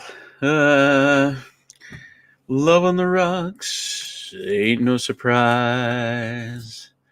Pour me a drink and I'll tell you some lies. Got nothing to lose, so you just sing the blues all the time. Gave you my heart, gave you my soul. You left me alone here with nothing to hold. Yesterday's gone, and now All I want is a smile. Do, do, do, do, do, do. First they say they want you, we believe they really need you. Suddenly you find you're out there, walking in a storm. And when they know they have you, then they really have you. Nothing you can do or say. You gotta leave, just get away. We all know the song. Anyway, Linda says, my shed is 11 by 8. The house is 1020 with small loft. So 200 square feet with a bit of... So it's a... Linda, it looks like a typical tiny cabin. Oop. Came for the chit-chat, stay for the serenade. Usually that's my Rum on the Rocks song, but I just sang the lyrics as they are, well, as they're supposed to, how I interpret them anyway. I think I got a few words wrong. Yeah, 10 by 20 is what my shelter is right now. My workshop, I hope to build it 12 by 20. You know what I was thinking? My neighbor Dan, his brother Rick, is sometimes looking for stuff to do. I might hire him to come out here and help me with my workshop if he's got the time. He's very, very good at what he does, and he's one of those guys that just kind of want to stay out of his way. Let him make the decisions. You go, Rick. You do what you got to do. I'll help. There you go, Jess. I got pecan pie while I was up there. Pecan pie. Pecan pie. Do you remember that line from When Harry Met Sally? Waiter, there is too much pepper on my paprikash, but I would be pleased to partake of your pecan pie. Do you remember that? Does anyone remember that movie? Don't remember that. I've only watched it once. I mean, that one scene I've seen like a million times in memes and stuff, but I'll have what she's having. But I have seen that movie 47 times. Really? Counting? I went to school for script writing, so that film is one of my favorites of all time. Okay, so here's how big the Tabernacle. Hold on. There was a while when in Hollywood who's the writer of that movie? It was like the only romantic comedies made were from that writer. What's that? It was Nora something? Yeah, but because there's like every other romantic comedy came out failed, but her scripts always did well. There we go. Nora Ephron. And directed by Rob Reiner. I mean that's also key. There you go. Not as key as this pecan pie.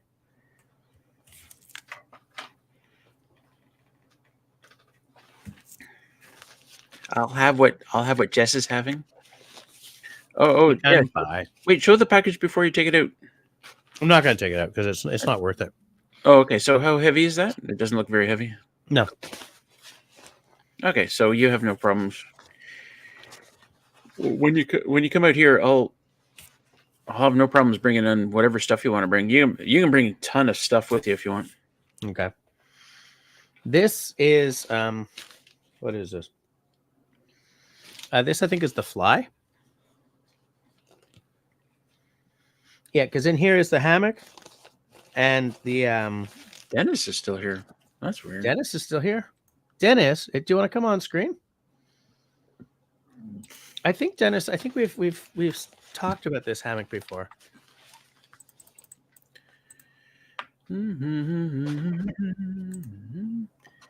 Okay.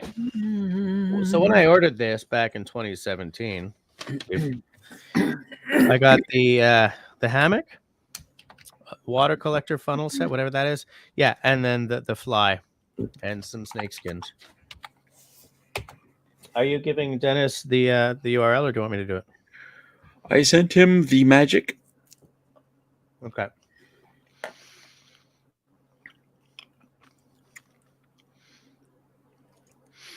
Beer, tea, scotch, pecan pie. No wonder you're not out camping.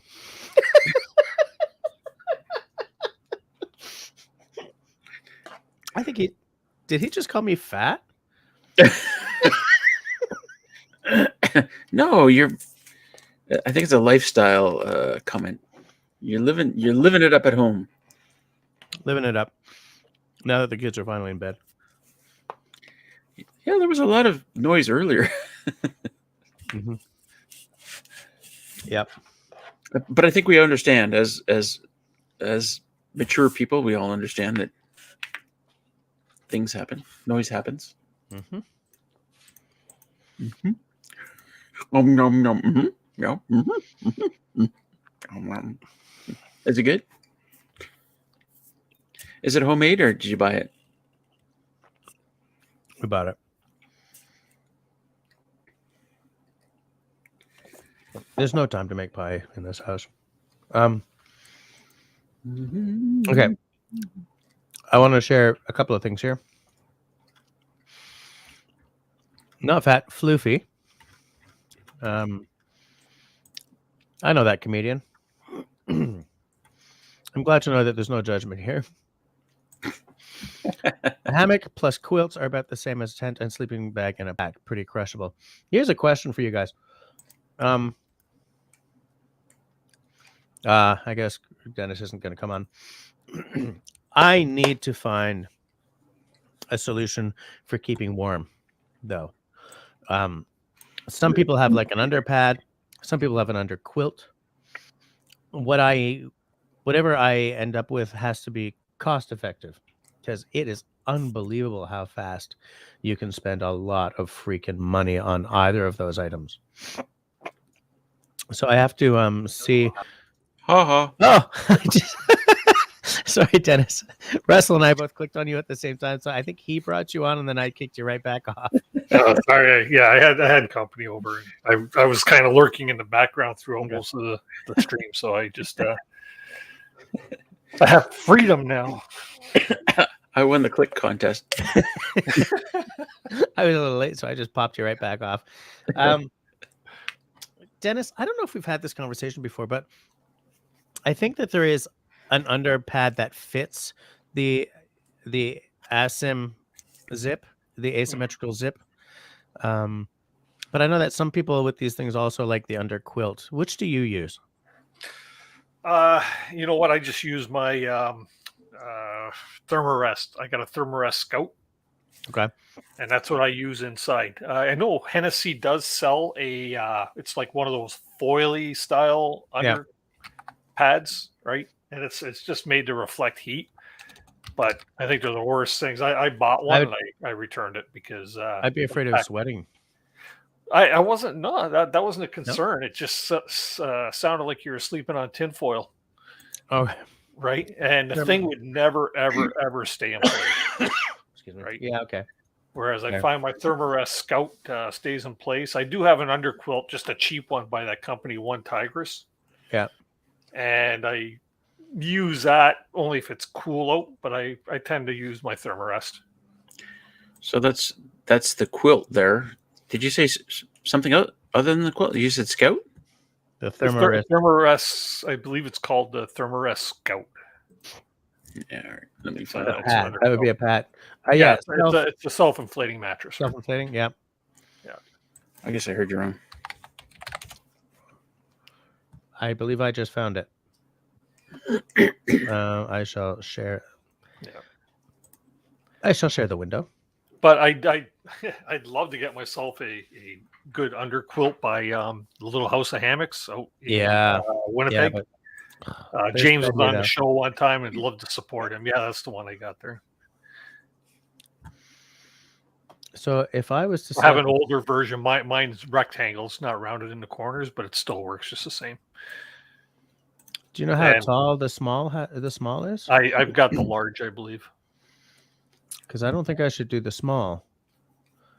Small. I'm looking for the length. You know what? Go with the large anyways. You know what I mean? For the little extra. That way there you're sure that you're not feet aren't hanging off the end, elbows. Yeah, that's what I'm afraid of. And it will fit in your hammock. No problem. Denied. Out of stock. All right. Yeah, that's just part and parcel with all the shit that's going on or stuff that's going on right now with, Yeah. The See, it's not just me. I didn't say it was just you. Yeah, but you know what? That word is acceptable on YouTube. So It's acceptable on the CBC. When I was, when I was in school, in one class, we did this thing on how the regs for primetime TV in Canada and the United States were different. At that time, you could show breasts and you could use light swearing on primetime. Yeah, look at those cute guys. which look at young Jesse. Why are you so? Since you mentioned school, I don't know. I meant university. That's high school. Close enough.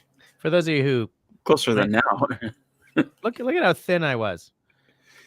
God, those were the days. Those were the days. You were so sexy back then. I know I said that the other night, but Let me guess it. Your genre of music, you guys are playing Flock of Seagulls. It's funny because yeah, that's what Russell said, but it wasn't really Flock of Seagulls. We did a lot of like Jesus and Mary Chain, The Cure, Susie and the Banshees. We did some Endoshin, and the French goth bands as well, of course. But yeah, I don't know why we never did any Flock of Seagulls. They were kind of like Echo and the Bunnymen, Flock of Seagulls. It was a slightly different, Look at that guy, the hair on the guy in the middle. Like, how do you do that? Is that even possible? Is it? He's got the full makeup going and everything, eh? Yeah. We were all like, Robert Smith wannabes, but yeah. How come you were so conservative, Jess? Well, I just You look so good with. I was shy. Extra shit. I was shy, Dennis. I was just too shy. Yeah. Hold on a second. We'll keep that in the green room in case we need to bring it up again. Well, Jess, when did you get that hammock? 2017. 27. Have you used it yet? No, not a What single the time. heck? What the heck? The thing's 5 years old and you haven't used it yet? I know. Hang it in your basement. I thought of that, but I don't have anything to hang it on. Oh, okay. I tell you, man, 2022 is my year. I'm gonna at least get out. Just roll it on the floor and lie in it. Yeah. Corner to corner in your backyard from fence post to fence post. Yeah. Enlist the squirrels to help. Yeah. Squirrels. Well, it'll give them a new highway to run across, right? They cut corners. Damn squirrels. I have this idea that what I should do is spring load the top, the surface of the top of my fence. Yep. So that if I look out and one of them, it looks like one of them's going for my bird feeders, I just to go, pook. But it can't be strong enough that it's like throws them right up against the garage and kills them or anything, but just like flings them off, I should send you a few hacks that you could do with your hammock. Stuff that I've learned over the years with that particular hammock. Yeah, and I gotta get used. But maybe I'll take a look for that Thermarest. But somebody did say something that insulation under your hammock is more important than over quilt. Yeah, it's got the quilts are it's like they kind of hang under the hammock, right? Yeah, they hang underneath your hammock to create just an air barrier. So basically, the underquilt's not even in contact with you, nor should it be. It should have just a little bit of dead air space under there. So sometimes when you're setting up your underquilt, you're going to have to tinker with it a little bit so you don't get cold spots. Okay. And by all means, more important under you than on top of you, but it doesn't hurt to have underquilt and overquilt, right? Well, I mean, I carry a wool blanket anyway. Yeah. And, sleeping bag. I do. You know what? I just use a sleeping bag as well on top, and I rarely zip it up. I usually just zip up the zipper far enough to make a foot box. And then I put my feet in the box and it's open like zip on the bottom and just pull it up like a blankie, right? I'm with you. I have a hard time zipping up a sleeping bag, no matter how cool it is. For some reason, I don't know. I feel claustrophobic or some damn thing. Floofy apparently requires a large pad. So even though I'm only 5'7", maybe I'll go for the large. Floofy. Hoffman Outdoor Gear Supply also sells quilts in Canada. I have never even heard of Hoffman Outdoor. Neither have I. I'll have to check them out. I bet you they're in Ontario. Yeah. What's it called? James there from Little House of Hammocks. He hand makes all his too, eh? And Yeah, all that's why they're so ground swells and expensive. stuff. But I mean, they're so nice. Yeah, but you know what? He uses good stuff, and from what I understand, if you go to any hammock forums, he's very well sought after his underquilts because he does them or he makes them really nice. So. Absolutely. Yeah. Get what you pay for, right? Yep. The thing is, like, once you start adding underquilts and sleeping pads and such and such and such, it becomes a little less packable than when you just have, your hammock. Yeah. You know? Yeah, but you know what? It's still the comfort, right? Yeah. In my case, I'll always choose a hammock to sleep in, and it's a shame because I got some really nice tents downstairs, and they're just all the dust off them right now. You got to redistribute that wealth, man. So it's a good question when you come here, you're going to do a bunch of video, I hope, like a lot of video. That's my hope. So what makes better video, hammock or tent? Outdoor videos. To me, I was gonna say, to me, the best videos are all like some guy building a semi-permanent shelter or carving a spoon. Yes, but I don't know, like make a fire, cook some bacon. Well, shit. Do you want to build a shelter out here, Jess? No, because I would be. You should. I should, but I can't get to Russell's place often enough to make it. You know what I'm saying? Like, you build a semi-permanent shelter, and then what do I do? Like, I've chopped down a bunch of standing deadwood around Russell's place for my little shelter. Oh, I could leave it for Russell, I guess. Actually, Russell, you know what? Build a lean-to like the one I have at my day camp, and then when you're all done using it, or when I'm done using it, then you use it as your woodshed. As your woodshed? Yeah. I like that idea, Dennis. But my thought is when Jess comes here, I don't want to put him around my pond because anywhere he goes, my cabin's going to be in sight. I feel that Jess, when you come here, you want to be like, there's a larger beaver pond halfway across the property that's pristine, that's natural. When you go there, it's going to be like anywhere, any video you show around the pond, it's going to be just amazing. So I was thinking of taking you over there. It's only like takes less than half an hour to get over there. Okay. So I think Russell is changing satellites. Yeah. Isn't he on Starlink? Yeah, but apparently there's a bit of a pause, like as satellites pass over, as like you're between two satellites. There's a transition. Yeah. Sorry. What was the last thing you heard? Half hour away. It's about a half hour away. Yeah. So the other one, half hour over there. I'm just saying, if he built a lean-to over there, it wouldn't really make sense to have a firewood shelter way over there, nowhere near the cabin. Yeah. But I like the idea. I think the allure would be a good video shot at Raspberry Rock. Yeah, it's possible that we would have to do an entire video or two of like, here I am at Raspberry Rock. Here's Russell. Here's, here are the dogs. Do it on Bushcraft night, and you could be in the background recording Russell doing Bushcraft, right? Jess, I want you to, when you're here, I want you to do like a dozen videos, like film everything for a dozen videos, and you should plan this very carefully. Like, all the things you can do, like. Oh, there's chagan trees and wintergreen. You can make tea. So there's a great video. Yeah. There's I can take one of the kayaks over there to that pond and you can boat around on a kayaking video. There's that'd be cool. Different things you can do, like so that and release them over time, over a period of months if you want. It's all up to you. That's my thoughts. But you gotta plan it carefully. That's all. Yep. I don't want you. I mean, we're gonna have a LOTR day and a Godfather day apparently, but we don't need to do a Godfather day, but an LOTR day would be amazing. Like the last day. We'll do LOTR and then you can drive home. Right. Dennis, Scott is asking if anyone's going to the Ontario Backcountry Canoe Symposium on the 9th. Oh, and you're answering. Never mind. Yep. Okay. I'll be there.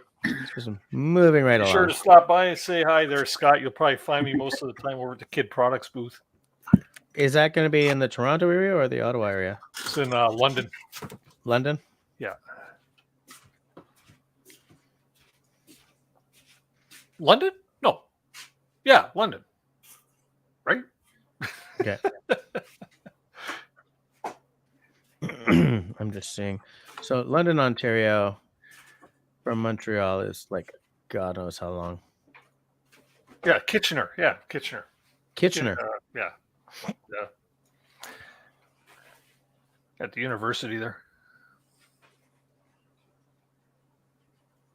Going to change the name of Kitchener? Kitchener Waterloo. Yeah. 5 hours, 53 minutes. I'm not meeting you there. Why not, man? Well, because we only have one car. So if I take it. Okay, type in Google how long to walk. Yeah. 4.5 days. Yeah. Kitchener, Waterloo. Let's fade. Jesse Dress is Gimli and Russell is. Why do I have to be Gimli? Why do I have to be Gimli? Grace. Scott, is this your first one you're going to, Scott? I shall say nothing until Scott has answered. Yeah, I'd like to go to a couple of those shows. I think what I need to do out your way. No, they got no outdoorsy shows out there. Yeah, yeah. I mean, they're sort of more hunting shows, hunt and fish shows. There's a boat show. I've gone to the boat show a few times because I used to really, really pine for a sailboat. Then that got the wifely kibosh in a very clear fashion. So I said, it's okay. We'll just buy a plot of land so I can build a cabin. How do you like them apples? Oh, apparently Scott's gone to 3 or 4 now. Yeah. A couple winter and summer. Myself. Hey, you know what? I just got cool news today that the Toronto Outdoor Adventure Show, I have a time slot to do a presentation. Are you kidding me? No. Yeah. Come on. Yeah. We're cheersing that. Russell, do you have beer? I don't. Do you have whiskey there? Come on, we got to cheers to that. That's great news. Yeah. What did I miss? I was just saying today I got my notice that I'm doing a presentation. Well, I'm going to do a live version of Canoe Hounds Outdoor Adventure Show at the Toronto Outdoor Adventure Show. Oh, that's awesome! Yeah, how good that is. That is great. Guess who's going to be crapping bricks? This guy. Yeah. Cheers to crapping bricks. Cheers to crapping bricks. Okay, hold on. He's going to get a bottle. But Dennis, who are you going to have on who's going to be your guest? You and me, man. You and me.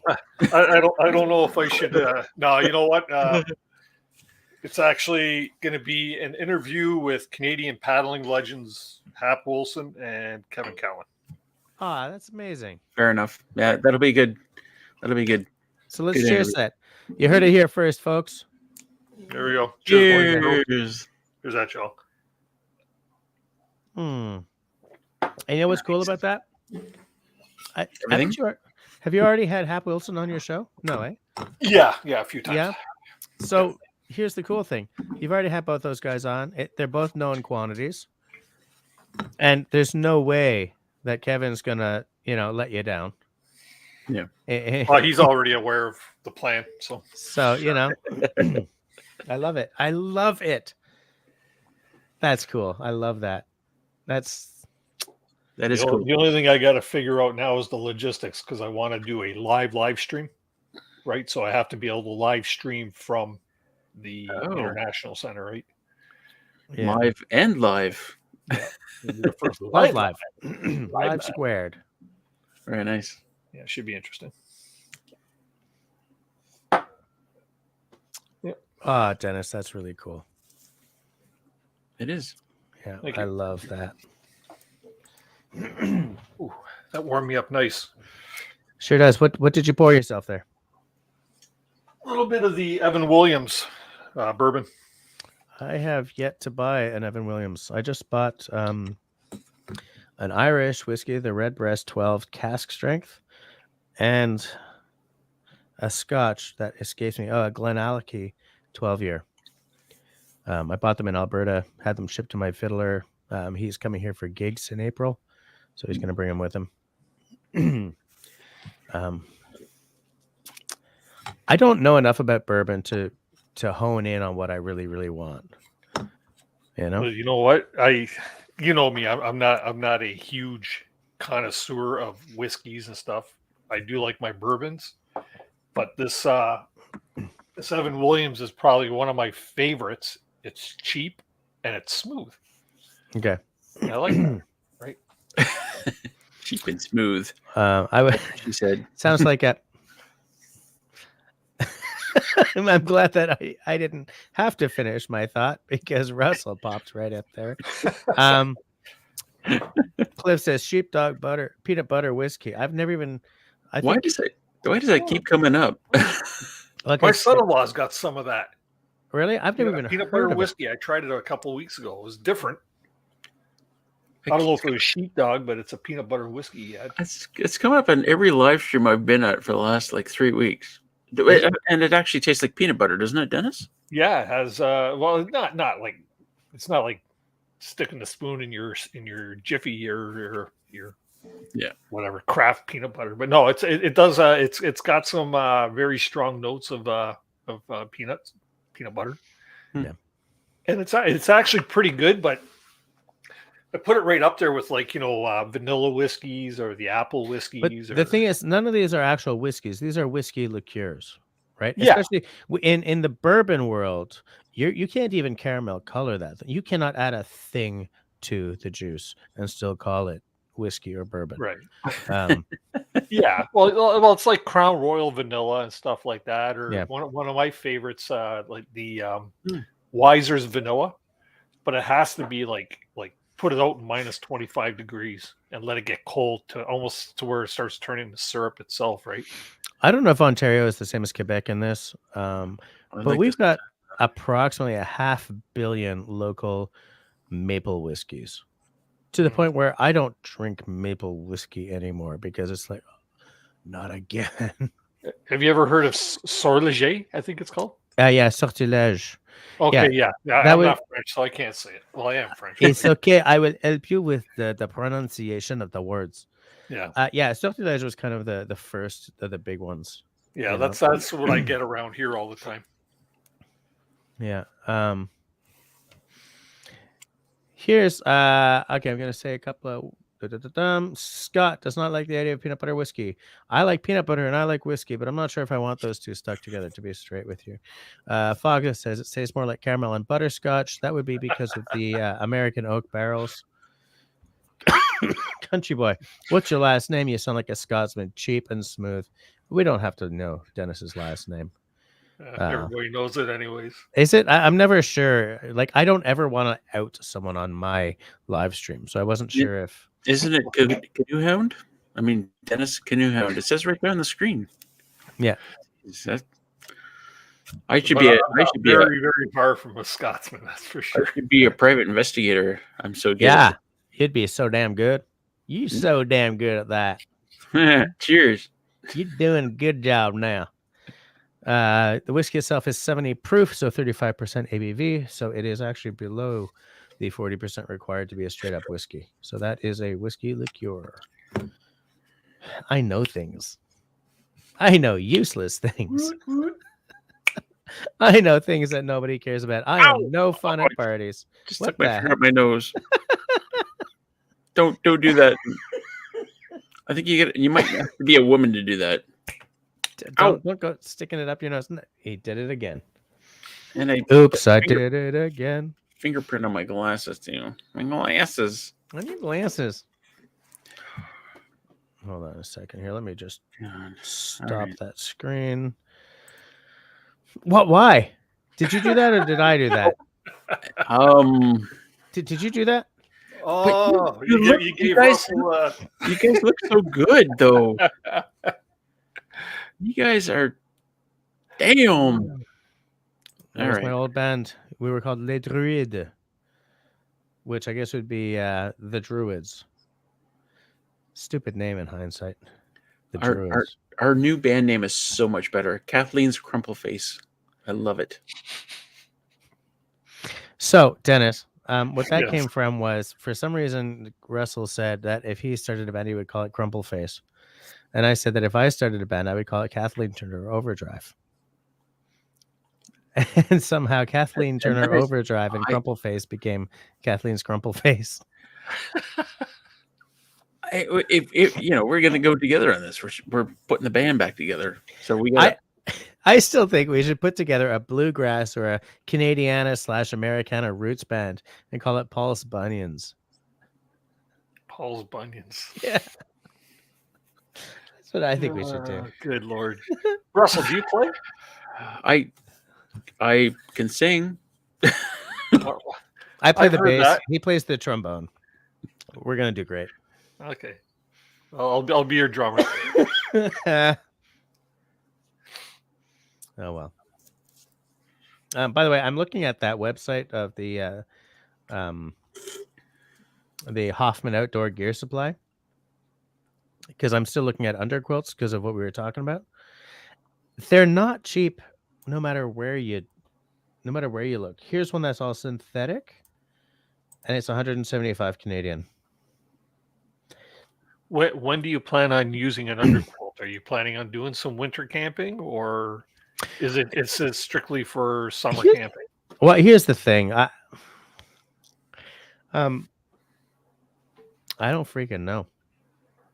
Like, I kind of want to have my options open, but what I want first is like the under pad, because I know that I'm going to need that. I don't know what my opportunity is for cold If you're just going to be summer camping, go with an under pad and you're done. Yeah, that's all I use when I Okay. go on my canoe trips and stuff. That's all I use in there is my my under pad. If you're planning on doing like in the shoulder season, spring and fall, then go with a you don't have to go full down filled. If you plan on winter camping, extreme winter camping, which I then- won't. yeah, No. then don't drop the $700 or whatever on a. Yeah, not going to do it for winter camping. I'm hoping that 2022, maybe 2023, because I still don't have my canoe.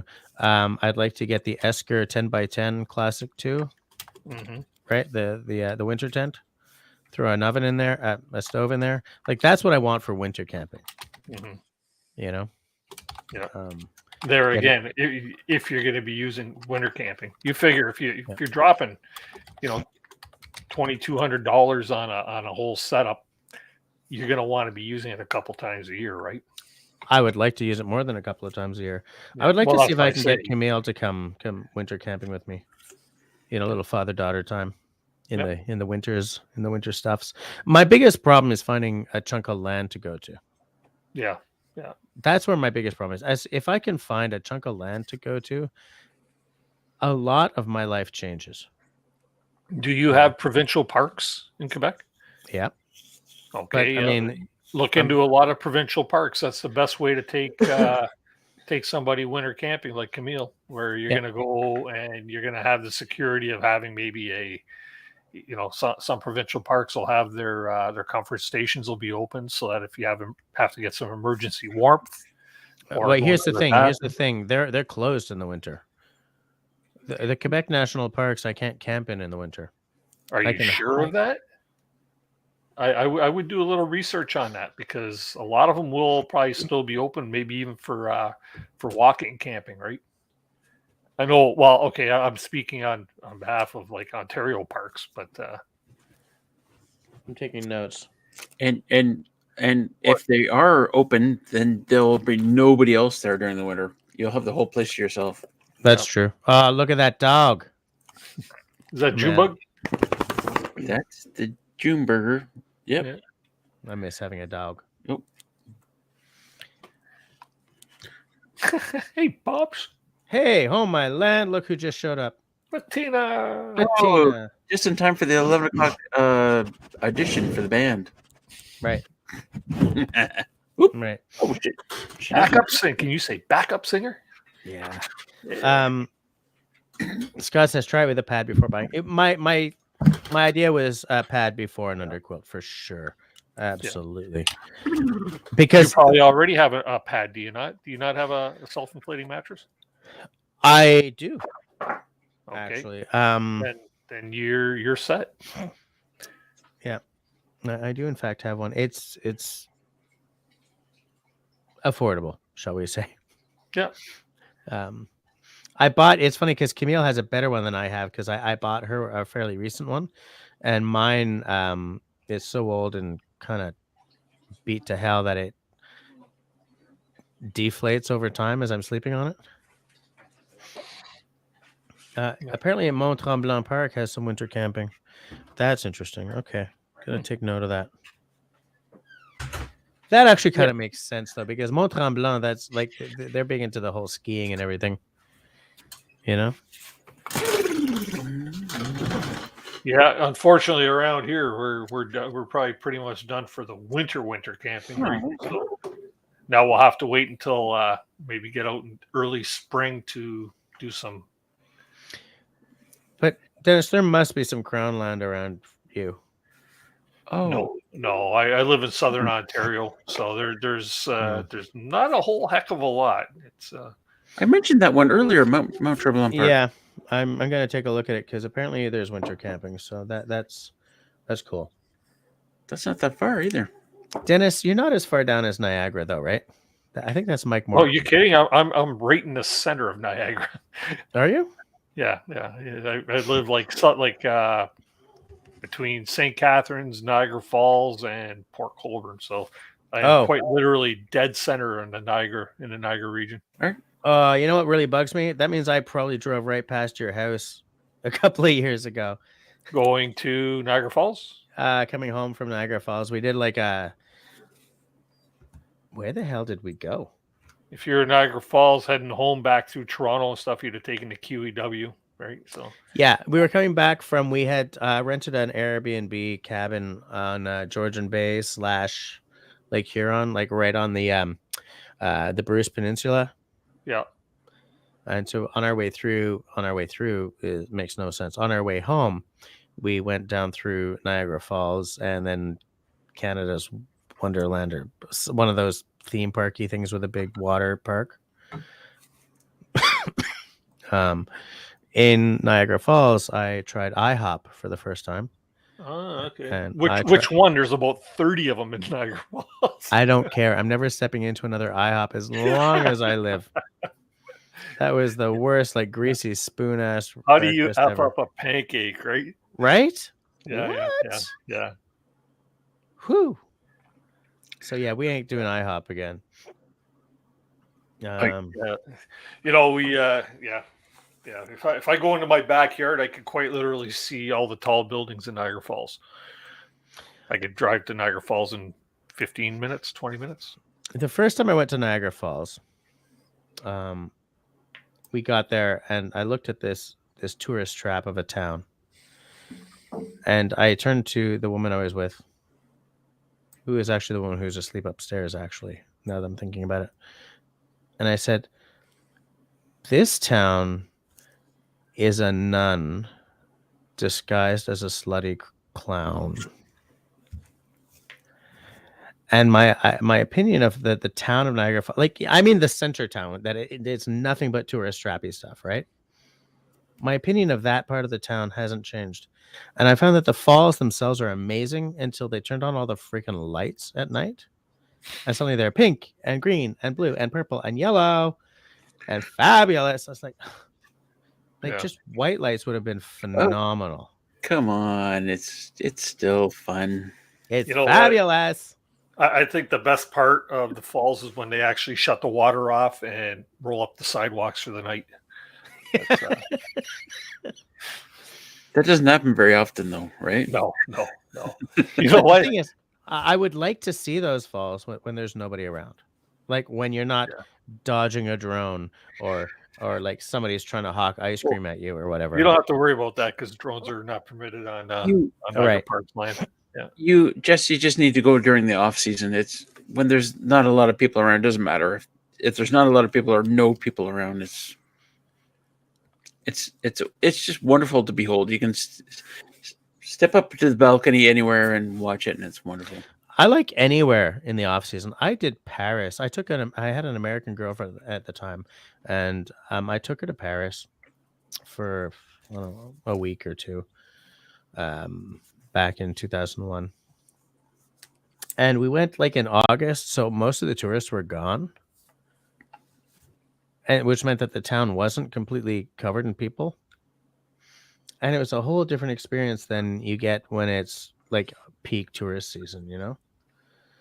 We still had to deal with the same crap of the Parisians calling me, you know, le petit cousin québécois, you know, the little cousin from the colony kind of thing. And we learned really, really, really fast that because she was American and I was French Canadian, that my passport came out first. If ever it needed to, you know, if Yeah. ever we needed to show an ID, my passport was first. But like, without the tourists crawling all over everything, it's a sublime city, you know. And we went to Nantes for a day. Nantes used to be the capital of Brittany. There's a castle there called the Chateau de Duc de Bretagne. It was where the dukes who ran, you know, Brittany was a duchy, and that's where the duke or the duchess lived. And there was like no one there. And we had this ancient freaking castle to ourselves. And then we went into the town, which was gorgeous. And it was all like, because it's Brittany, so they're all wearing like kind of the Breton version of an Aran sweater. And there's an Irish pub, and the food was fabulous, and the people were so much nicer than Parisians ever are. And it was like, hey, we could live here. We could totally live here. But then if you're there in like June, July kind of thing, it's a whole different story, you know? We did a similar thing in St. Vincent and the Grenadines when we went during the off season, visited all these islands where there was like nobody was there. Well, no tourists were there. The locals were all there, and they're like, guests have come. What are you doing here? We had such a great time. Yeah. We visited bars that were like this one bar that would have had probably like hundreds of people in the on season. But the owner's just sitting there behind the bar drinking a beer. He sees us coming and goes, "Oh, hey!" Yeah, whoa, hey. Dennis Scott, it says he has about a 2 to 4 hour drive to any Crown land in Ontario. I don't know where Scott Green lives, but Yeah. I definitely. Scott, are you around the Kitchener Waterloo area? He's got to be around your area, Dennis. Yeah. Like I'm at 2.5 hour drive from the north end of Richmond Hill. Like, right. He's probably talking like north though. Yeah, it's funny how my assumptions of what part of Ontario someone lives in have completely changed since I started YouTubing. Okay. Right. And like it used to be, you know, before I was Bushcraft YouTubing, I was like, everyone in Ontario must be from Toronto or Ottawa. And now it's like I make no assumptions. You know, where do you live? Oh, you live in the Sioux? Okay. You know, you live you live in a shack on the Mississippi? Okay. Fine. Yeah, you had no idea how bad your geography was until yeah, exactly. Yeah. Yeah, that does me all the time. Yeah. Linda I had to look up your area to find out where the heck you live there. Are you talking to him or me? Because I live in a major metropolis. You should know. No, Russell. Talking about me. Okay. Well, it's funny because I got a guy on my live streams from Japan. Actually, a couple of guys, and they're like, "Oh yeah, we had snow like you had, last week." And I'm like, "Holy shit, really? Okay, wow. Japan. Oh, hold on, where's Japan again?" Yeah, I'd like to see that place. Lipstick Lodge. Russell is changing satellites again. Linda says Crown land off Highway 17. Highway 17, I believe, is fairly long. So I'm just sort of. Bettina's never been to Paris. it's a nice town. Okay, so Scott lives east of Toronto. Scarberia or Ajax or Whippy or Oshawa. He's an Ajax.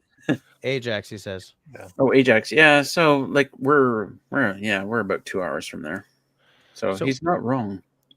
But I mean, that's not that Scott's a far little from me. closer to Crown Land than I am. So. Well, I mean, the thing is, where I live, right? Montreal. It's after like 400 years. There's not a lot of crown land near this town. I mean, my closest crown land is probably about a 4 or 5 hour drive away.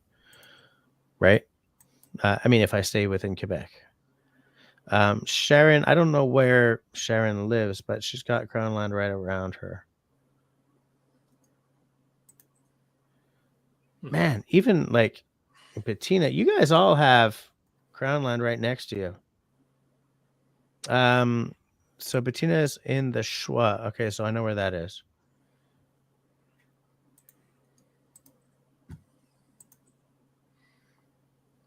But Linda's gonna ask the guy who built her doghouse if there's crown land around. Because what I like about crown land is, well, first of all, you don't have to pay for it. Like it's starting not. to sound like me and my cheap but smooth whiskey. Well, no, but you know what I mean. Like what I mean by that is not necessarily the unaffordable amount of money you pay for. No. What I mean by that is you don't have to pay for it, which means like, put the bottle down. It's not a campsite.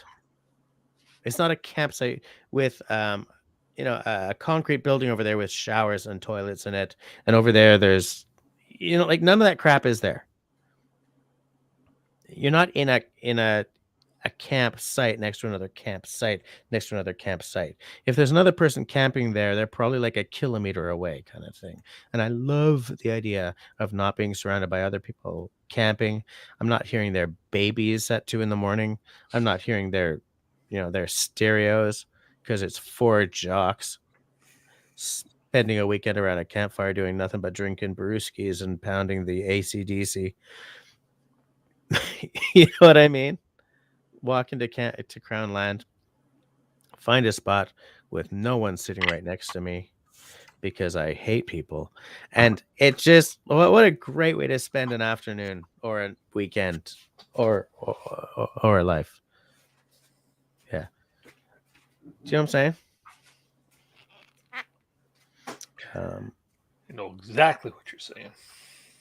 Hold on a second. Oops. Bettina says I could go camp at Mal's. Yeah, but I like driving to Mal's or driving to Russell or Dennis's place. It's about the same. I mean, she's up near Quebec. She's a little closer than Russell is, but it's still a pretty hefty drive. Like it's still probably about a good 4 hour drive, 4 or 5 hour drive to get to Mal's place. I'd like to see that place at one point, though. Absolutely. Scott says it surprised me about Quebec. Looking at the satellite images, it's all green up there. Yeah, but I mean, that doesn't mean it's all crown land, right? We've got a lot of provincial.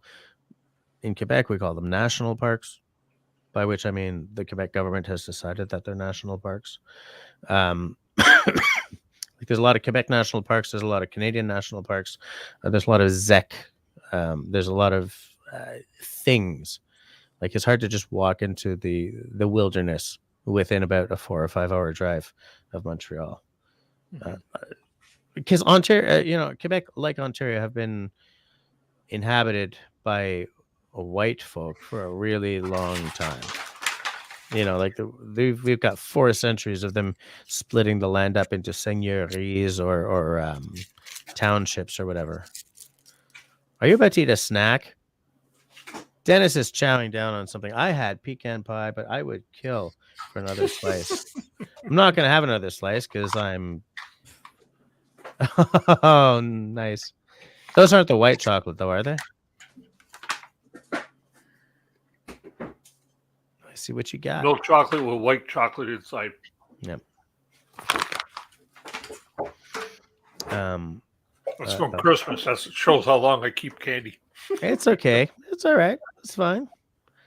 I'm looking for... Sharon says it changed to a provincial park, but it's still treated as Queen Elizabeth II Park. Okay. Okay. II Park, yeah. The SIPAC site doesn't have much in the way of winter camping info or options. Yeah, but it's because the SIPACs tend to close down for the winter. The Mont Tremblant Park is not a SIPAC. I think it's a private park, so maybe that's why. But most of the SIPAC don't do winter camping. Do you mean that there aren't a bunch of guys books festing? There are always people books festing somewhere in the world. They just don't know it. They don't know that it's books festing. They don't. Yeah, they don't know the term. Exactly. And girls, guys and girls, guys and girls, guys and it's funny because I always use the term guys in a unisex way, which some people are okay with and some people really are not. It just felt that the connotation of that was actually guys. Yeah. Hold on a second here. Hold on. Last season of Survivor really bothered me when they dropped "Bring it in" or "Come on in, guys." They dropped "guys." Really? So what did they say? Instead of having the unisex meaning of guys, like, come on, really? Did they say like, "Come on in, nerds"? Just come on in. That's it now. Go on in. Yep. I at least throw in y'all. I have not seen Survivor. So good night, Mark. Good night, Mark. Bye, Mark. I was going to say, Bettina is chowing down on the Miss Vicky spicy dill pickle chips and drinking a Lowenbrow. I am not chowing down on any chips, but I am drinking whiskey. You got the accent on the U. Yeah. She been typing, but I think the accent is supposed to be on the O. I think the umlaut is on the. Dennis, what did you say? She's sitting in Costco right now? No, I said Bettina's been to Costco. Yeah. Yeah, they push the dill or spicy dill pickle chips there. Miss Vicky. I love dill. I tell you what, I love dill, but pickles and man. Okay. Me, I like the Miss Vicky's salt and vinegar. Sea salt and vinegar. Bettina says yes. She's sitting at the Costco now. Yeah. Damn, I know. She's I sitting usually in the pick up Costco. a bag of that when I'm there myself. Sitting in the Costco parking lot, chowing down on chips and Lowenbrow. $1.99 hot dog and a Coke. I mean, if you constantly hit the free food thingies as they come up, you can live at a Costco. You could. While you're in there, get a $7.99 roasted chicken. A whole chicken? Yeah. Oh yeah. $7.99 for a whole roasted chicken. That, you can't buy the uncooked ones for that much. That's pretty amazing, actually. I know, right? Well, here's the thing. What they do is the chickens that are sort of coming closer to their best before date, they just cook them up, or whenever you find chicken or beef or meat or whatever that's seasoned, it's because that stuff is closer to its best before date than the fresh stuff. It's just an old trick that the Romans used to use back in the day when there were Romans. They used to spice the hell out of their meat, salt it up, whatever, anything to disguise sort of the taste of meat that's going off, because they didn't have as much in the way of refrigeration as we do. But yeah, so when you're in the supermarket, try not to buy the seasoned meat products. I mean, they're still safe, but use them that night if you buy them. You know what? Costco goes through so much of it, though. I don't think they have. Check this out. Meat that is expiring. Check this out. Yes, chips from Costco, and yes, oh, I love it. I love that. It's funny because we had some of the family over for dinner on Sunday, and Saturday my wife goes, "We're going to Costco." I go, "What for?" She says, "Going there to buy a couple of chickens." So we fed 8 people on 2 roasted chickens. Yeah, that's $16 we spent on chickens, right? And we had leftovers. I got to eat it on Monday. Nice. Got to have some today too in my salad. So, I was at Loblaws. I'm using the Ontario term here. It's Provigo, but I mean it's the same company. And I bought a cast iron stand. Like a beer can chicken stand. You put the beer can in the. We used it once. It's just taken up room in my under my stovetop ever since. It's like, but I want to buy another chicken just so I can say I've used it twice.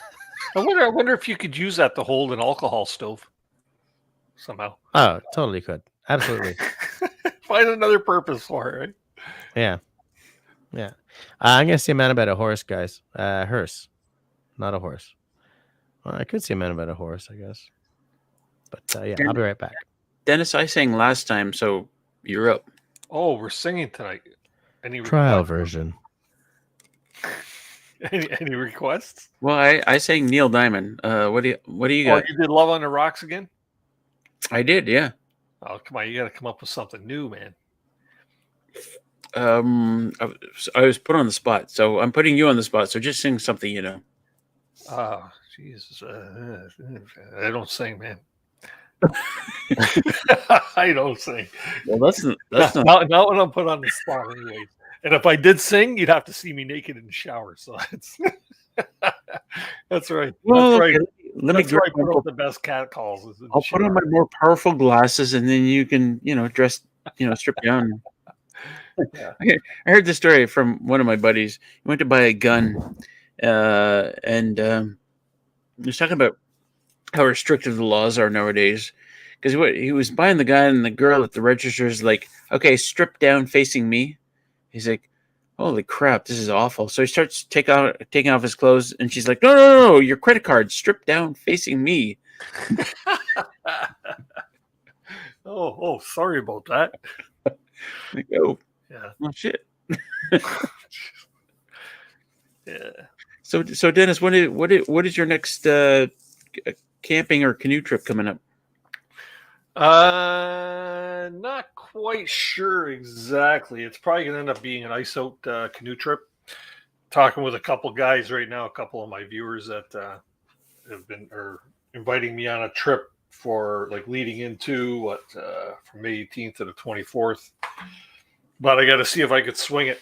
I have to run all my trip dates past my wife because she's the one that has the calendar that has everything in it. I just have the calendar that has my stuff in it, right?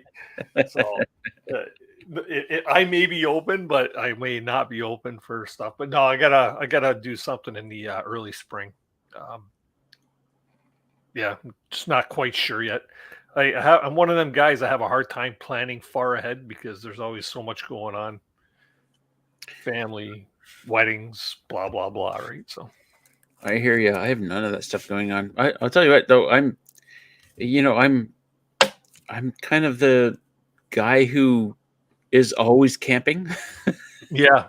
Well, My favorite times a year, like my favorite times a year out here is like September, October, and then April. After that, April is such a great time of year to be out here. The snow is gone, haven't come out, the underbrush hasn't come up. It's just fantabulous for hiking and exploring, and yeah. So Dennis, there's your thing, April. You got to do it in April. Well, you know what though? What I'm looking at right now, and I finally found a piece of property up north that I'm interested in, and I've been talking with the real estate agent trying to get as much information on it. Oh, to purchase? 25 acres up in Port Loring area. Port Loring. Yeah. How's that? Yeah, it's just south of Sudbury. Okay. 29. And it's pretty an area pretty close to Naganosh Provincial Park. Oh, it's a bit of a drive for you, isn't it? I can get there in about 6 hours. Yeah, that's to me. I'm not. I don't feel like I'm up north until I hit Sudbury or North Bay, anyways. Right. So. Right. 6 hours. 6 hours is acceptable to me, but it's just vacant land. It's got amenities at the road, but or utilities at the road. But I'm not even worried about that. I just want a piece of property that I could start doing what I want to do on it. Unorganized township. So it hasn't been logged recently? You know what? I'm still trying to find all that information out before I go up to look at it. Yeah, I'm trying to get a good aerial view of it, or at least the coordinates, so I can do a Google search and check satellite imaging before I drive all the way up there to check it out. Yeah, people ask me this all the time, and one thing I say, when they're looking for road is like you gotta walk the property. You can't. Yeah. Don't buy it unseen. It's so important. Because I don't know if there's any any bog on it. I don't know if it's all Or- coniferous or or- deciduous. What? Or your neighbor's like a dump, you know. Yeah, yeah, You got to know these things. yeah. Is an unorganized township a specifically Ontario thing? I don't know. I don't know. I don't know either. All I know is it's kind of the type of property I've been looking for, like as Right. far as like being unorganized. That way, there you can build without permit. You could build, and it is zoned residential too, which is a neat thing. So that's Wow. Yeah. Okay, I just looked it up. There is a Quebec analog. It's called the territoire non organisé, so non-organized territory. And there are none in the areas of Centre du Québec, Chaudière-Appalaches, Estrie-Laval, Montérégie, or Montreal. So nowhere near me, because all those areas are near me. So if I want to find an unorganized township, Well, yeah. The the whole point is, I gotta really haul ass. there's nobody there. That's the whole idea. There's nobody there. There's no municipality because there's nothing. Right? Yeah, there is nothing there. Basically, I believe the area is pretty surrounded by crown land and stuff like that too, right? So There I is know like there's no waterfront or anything like that, but I just don't know if there's like beaver ponds on the property like you've got, Russell, or if it's just it could be all rock, it could be already logged for all I know. Who knows, right? So Dennis, I looked up Port Loring. You're in the same unorganized area as Sean James. Sean James is more towards Huntsville. Well, South River, South Ridge, Yeah, where his first place was. I don't know where his new place is, but that's like one of the only small areas in Ontario, at least southern Ontario, where it is unorganized. yeah. Like I mean, if you gave me the exact location where that property is, I can tell you exactly how far that is to Sean James. It's on Highway 522. Yes. Okay. Well, that's kind of a long highway, but Yeah, well, it goes between Highway 69 and Highway 11, right? right. Yeah. we'll talk offline. Unincorporated townships. Okay. It says that there's an unorganized territoire in the Tabernacle. Hold on a second. Actually, you know what? They're called unincorporated township as well here in Ontario. Okay. That's actually what this property is on. Yep. There's one in the Fjord du Saguenay region. The Fjord du Saguenay. I did a couple of episodes camping there, and it is spectacular. It's in the Boreal, which, as you guys might know, is my favorite landscape of all time. It's just spectacular up there, but it's a 5-6 hour drive from Montreal. That's the problem. Boreal. You need to get over your Boreal fascination. See, Russell, Linda there from Lipstick Lodge, she says she's in an unorganized area too, and she's closer to Algonquin Park, which I believe Sean is as well, right? I will tell you guys, I'm in an unorganized area right here. This is horrible. Like since the start of this, I've like got cheese wrappers, I've got a coffee teacup. Okay, hold on. So, Dennis, between Port Loring and Algonquin Park is the unorganized township area. So, right over Sunbridge, that whole area, it's not a very big area, but so Linda's in that area as well. Yeah. Because you want to be in an unorganized township or whatever, because you've got more freedom to build and stuff, right? Well, but Dennis is looking at property right on the road, so I mean. Yeah. I mean, if my property was right on the road, I'd have no problem getting a building permit here. But your property does go straight to the road, doesn't it? Me? No. Oh, your property doesn't. You're landlocked, aren't you, Russell? I am landlocked. Okay. Yeah, that's why there's a 3-kilometer, trail to get to my property. No, but I hadn't realized that was to get to your property. I just thought it was to get to where you had opted to put your cabin. Nope. Is that now being landlocked there? Your trail to get to your cottage is that through somebody's property or by permission or? Yes, it's on a neighbor. Most of the trail is on a neighbor's property, and he gives me permission to use his property under certain restrictions. I can't have a bridge because of liability.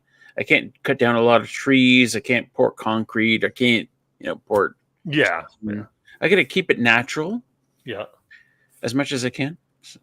But I mean, I can cut down the odd tree if it's in the way. Right. It's not my property. I have no legal access on his property. So is that his lot where you park your vehicle too?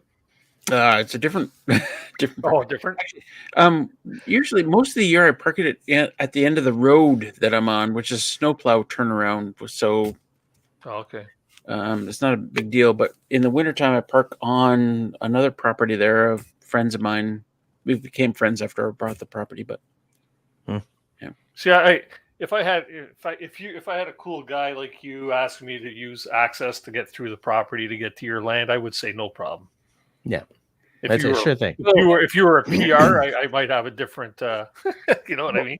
Well, that's it. There's a lot of give and take, a lot of handshaking, a lot of friends, and yeah. Where I park my car in the wintertime, I mean that's a little hunt camp. They have a 1 acre property. It's a hunt camp, but I mean there's like 15, maybe 10 of them that come out hunting every hunting season, and I let them hunt my property, which is to say, they bring dogs around my cabin and stuff.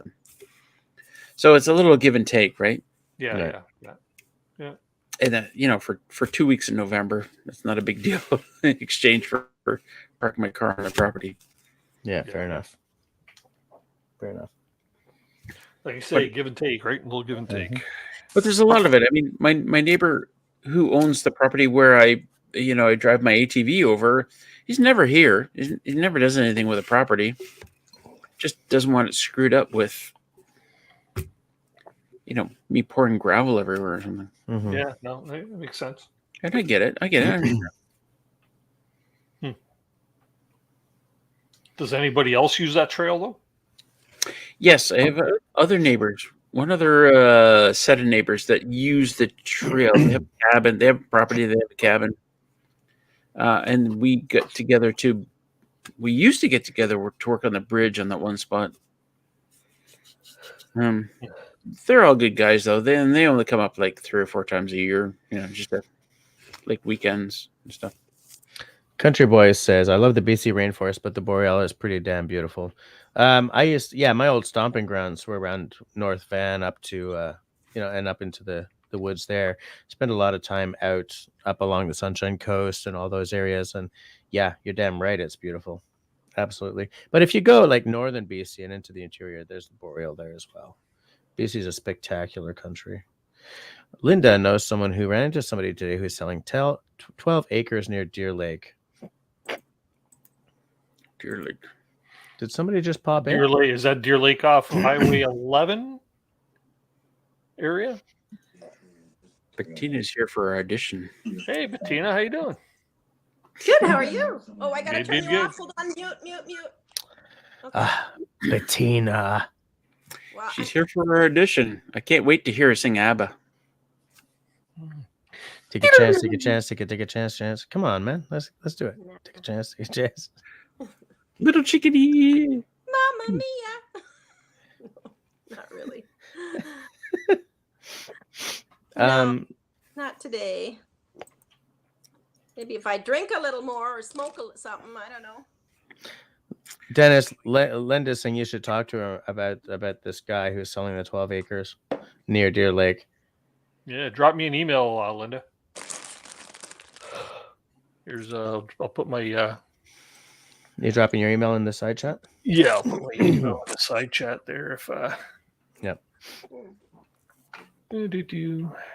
Bettina, are you having a bag of chips? Yeah, man. Yeah, she's eating Miss Vicky's. I thought that she was because she's having the family dill. size. Okay. Dinner. Spicy dill pickle. Yeah, I get it. Because when Bettina said she was having the dill, like I was thinking about the little packet. No. Of course, and then we're all talking Costco, so I should have been like, oh, you mean the family size? What is this? Is that like the 3-chip bag? 1, 2, 3. Damn, it's empty. Shit. Yeah, I know. Dude, if I even look at a bag of chips, I put on 10 pounds. I've lost 30 pounds. Not eating Miss Vicky's, you didn't. No, I can't. I don't eat chips every day. Yeah.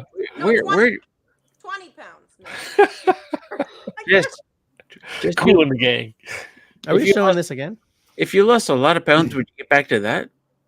If I lost a lot of pounds, yeah, I'd have to lose like 40 pounds. 40. No, not 40 at this point. Probably about 20. Probably about 20. 20. Yeah. And what about the hair?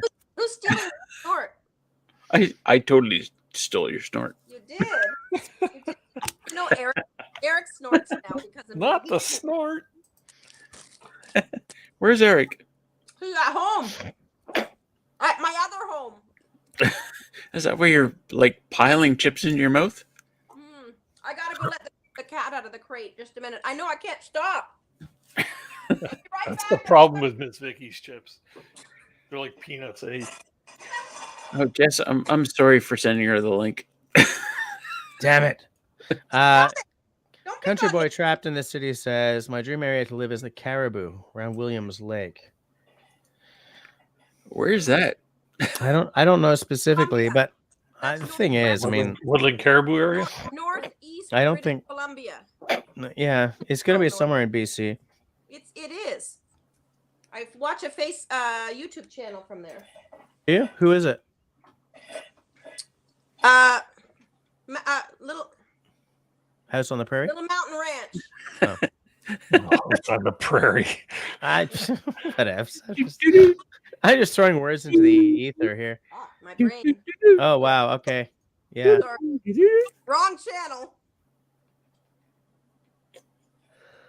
I forgot that the bleeping.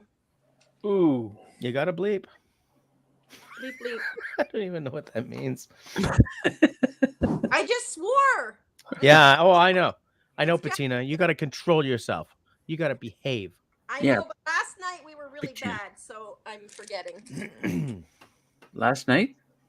What happened Well, last night? No, the night before.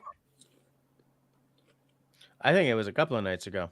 Bettina, you need to like lay down the syringes there, Bettina. Hey, now Th- that's hilarious and yet unkind. yeah, and true. Hey, now. Was the night before? When was it? Was Sunday night? Was it Sunday night? Oh yeah, for the impromptu friends No, chat no. over at Russell's. None of us remember that. Well, I remember it because I'm not like the rest of you. And No, you're we're- exactly like the rest of us, Bettina. You just hide it better. And have longer hair. My hair's getting pretty long. I'm gonna have to cut it pretty soon. Jess, Yes.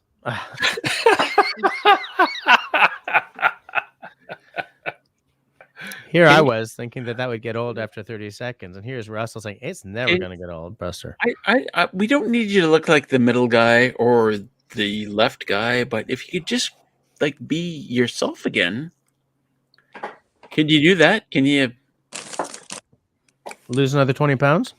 Grow my hair back? grow that fantastic hair that lit me on fire? Yeah. My loins on fire. Yeah. Oh, don't grow it. There's a reason to not grow the hair.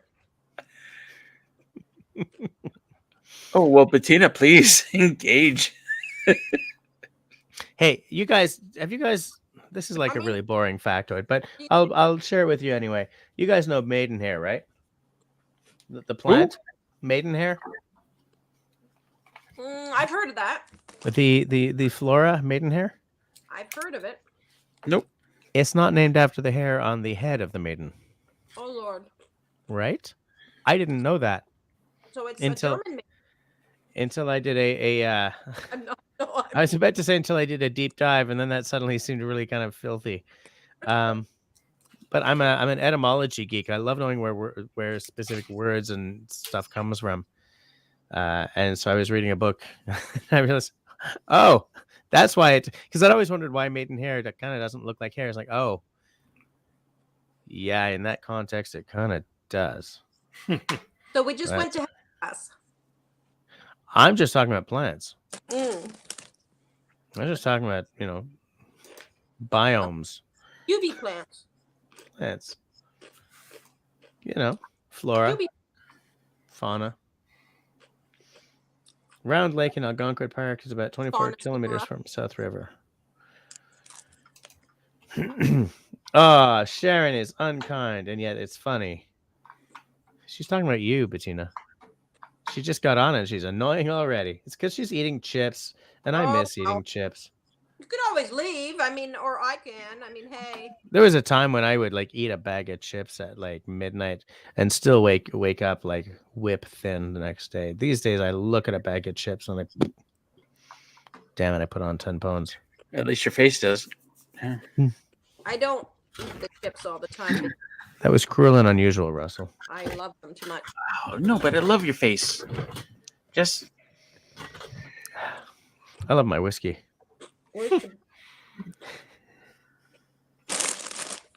Dennis likes his whiskey too.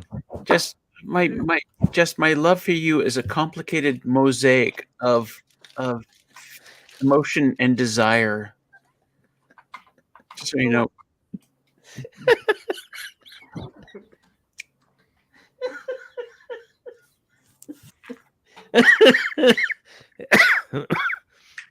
I better find my asthma pump. If you're gonna be telling jokes, I better find my freaking asthma pump.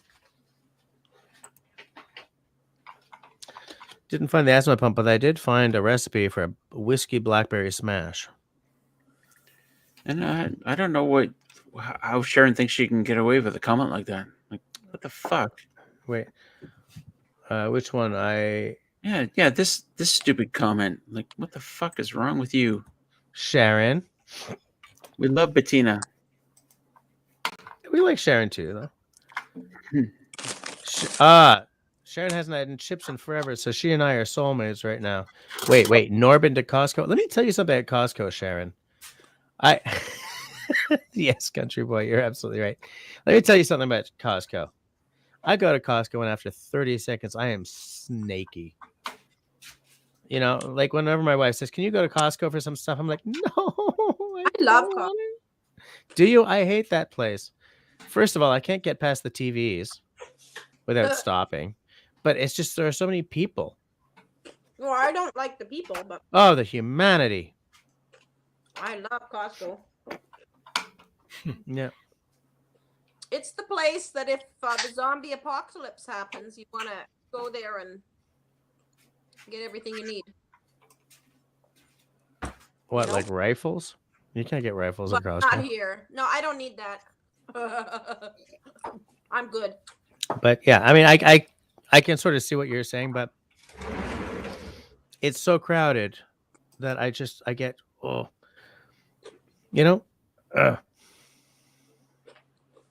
My local Costco isn't too bad. The one in Ajax was horrible. Any of them in Montreal are horrible. Yes, exactly, Sharon. Thank you. The people there are newts. That doesn't really work, does it? Pronouncing nuts as newts makes it sound like they're all like small lizards. What happened? Whoa. Speaking of what happened, Bettina, you just sort of like fell on your head. What's going on here? Wait, the wrong way. Yeah, me too. She did too. Stop doing that. Bettina, right there. Hold that pose. Yeah. Okay. It's like Bettina's standing on her wall. What the hell did you do, Bettina? I think she moved her phone or some damn thing. Oh, and she's on silent mode. Bettina's having technical issues. There you go, Sharon. There you go. Whoa, what the hell?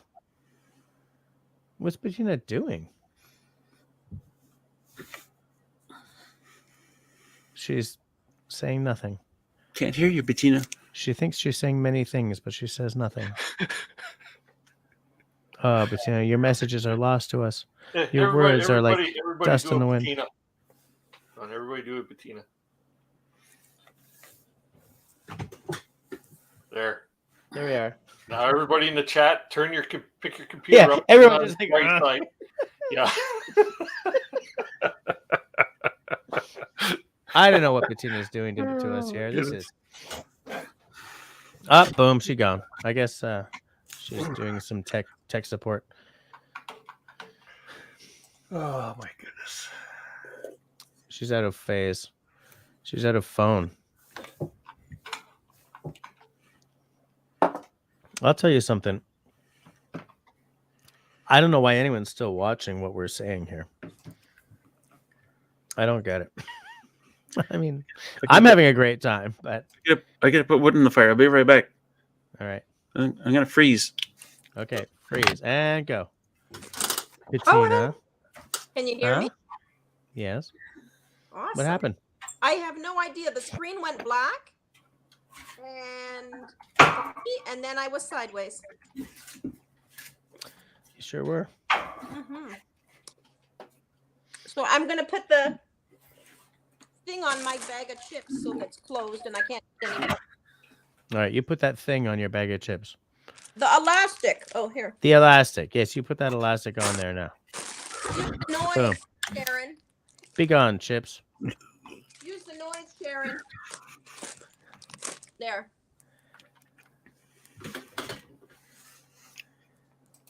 Bada Are we boom, good now?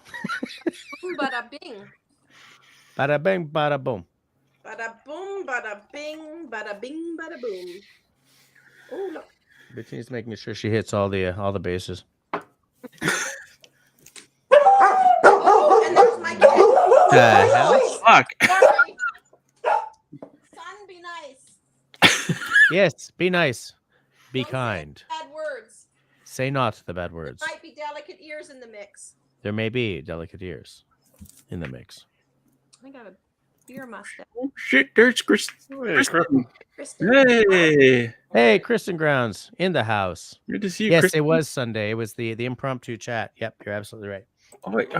I totally forgot to put it on. You forgot to put it on? I forgot to put your live stream on my Discord. Well, I can't work this way, Russell. I just can't work this way. My love for you will only be shown in measures of emotion and desire in complex ways. I mean, I'm not the type to step on stage and slap somebody, but come on. Oh, let's talk about that for a second. Let's be a little fresh with that, huh? Let's talk about that for a second. I sent this. Okay, I sent this message to my fiddler. I said, "What was the first thing that Chris Rock felt this morning?" And he's like, "What?" I said, "Fresh Prince."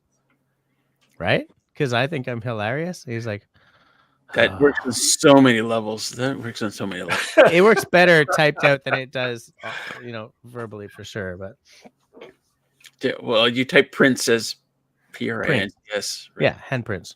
Yeah. Because I'm smart that way. Smart. SMRT. I want to talk about that from a. I know you don't want to get political, but I want to talk about that from a someone just fucking dissed my wife. You think you're not gonna get slapped for that? Scott Green. I know, but he is a comedian. He knows. I mean, that was a pretty mild diss, except for the fact that she has alopecia. Oh, how is that mild? Well, here's the thing. Make fun of my wife's medical condition. Yeah, you're gonna get fucking slapped. But she's Well, what- been on the Red Table? She has a Red Table Talk show, and so everybody knows she has alopecia. People make fun of all kinds of stuff. I'm not saying it was nice, but that's what comedians do. It was mild by comedian standards. Okay, I think that maybe Chris Rock should not have gone there. No, he shouldn't. But I do want to say a couple of things. Slapping a comedian. I mean, everyone who has ever been to an Oscars, like all those people, they all know what those comedians.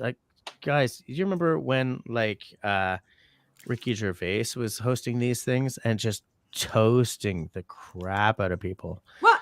These people know what's going to happen. But I also want to say that he's like, keep my wife's name out of your mouth, blah blah blah. Have you guys heard what the comedians online have said today about that poor woman because of this? Well, and that's not right either. But that there was bad blood between them because she boycotted the Oscars in like 2016 or something, Mhm. and so there was that whole thing. And then there was a comment that Chris Rock made about I don't know, some movie that Will made before this movie that he just made, that how it was a crime that he got paid 20 million for that movie. It was like a Western sort of movie, I think, but I don't even know the name of it. So I think there is a little bit of bad blood there, but I don't know. Listen, I'm if of you the watched The opinion. Roast, that was I'm of my- the opinion that if he flipped like that, there's something going on in his house that he is not at ease with. Yeah, they have an open marriage, and apparently she was ousted for having some trysts in the summer or something. And anyway, apparently it's all okay because they have an open marriage and they're allowed to do this. But Maybe she's banging Chris Rock. maybe. Oh, Then it's more I hadn't than even thought of that. then it's more than her name in his name. Okay, wow. And she Bettina, had that that's look on her fair. face because she couldn't believe it was coming from her new lover. Come on, guys. Nobody's banging Chris Rock. Come on, have you seen him? Well, Will Smith did. Yeah. No. I'll tell you what. If somebody's dissing my wife and I looked at her face and she's like really upset, I'm gonna bang the shit, like slap the shit out of whoever did that. I don't care what's going on. I don't care any past history. I'm getting up and I'm Will Smithing that guy. Yeah, look, but you do it behind the scenes, man. You don't do it during Maybe a something like live that. television broadcast. No, Maybe you shout, maybe you something. But like, look, at the end of the day, if it had been anyone other than him, there would have been. They would have been. The rich and beautiful get away with assaulting each other the way no one sitting here on this screen would ever get away with, because we're Exactly. not $20 million a picture people. Yeah, You know? and it wasn't right, but it wasn't right that he went up and did that either. Not because It was a ruined dumb my- joke. It was- ruined, but what he did ruined. It just made a whole big mess out of It the night. ruined the night. Yeah, it ruined the night. You know? I can understand that. and I don't know, it wasn't just Will Smith's night. There were other people there, you know. So I think it was wrong on both counts. And I watched Jada's talk show, and I mean, I don't dislike her. I think she's pretty cool, but I mean, at the end of the day, it's comedy, and I mean, Bettina, that was mild. Bettina, if I was your husband and somebody said something that really upset you, and I looked at your face and I saw that you were really upset, I'm gonna slap the shit out of whoever said it. Yeah, you'd have to get in line. Well, 'Cause somebody I- should slap Will Smith maybe because he was laughing at the freaking joke. No. But Dennis, he didn't understand the joke at first. He He laughed. was laughing, and then and what you didn't see off camera was you looked at his wife's face and said, "Oh shit, now I get it." He was laughing just because people are laughing, and like I don't want to be the only person not laughing. Yeah.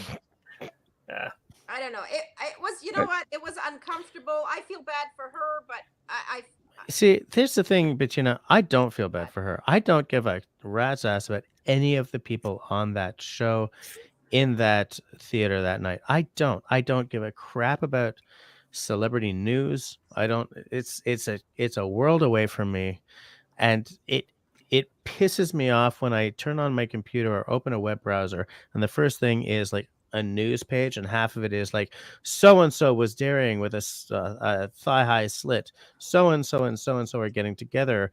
So and so's marriage is dissolving. I don't give a rat's ass about any of these people.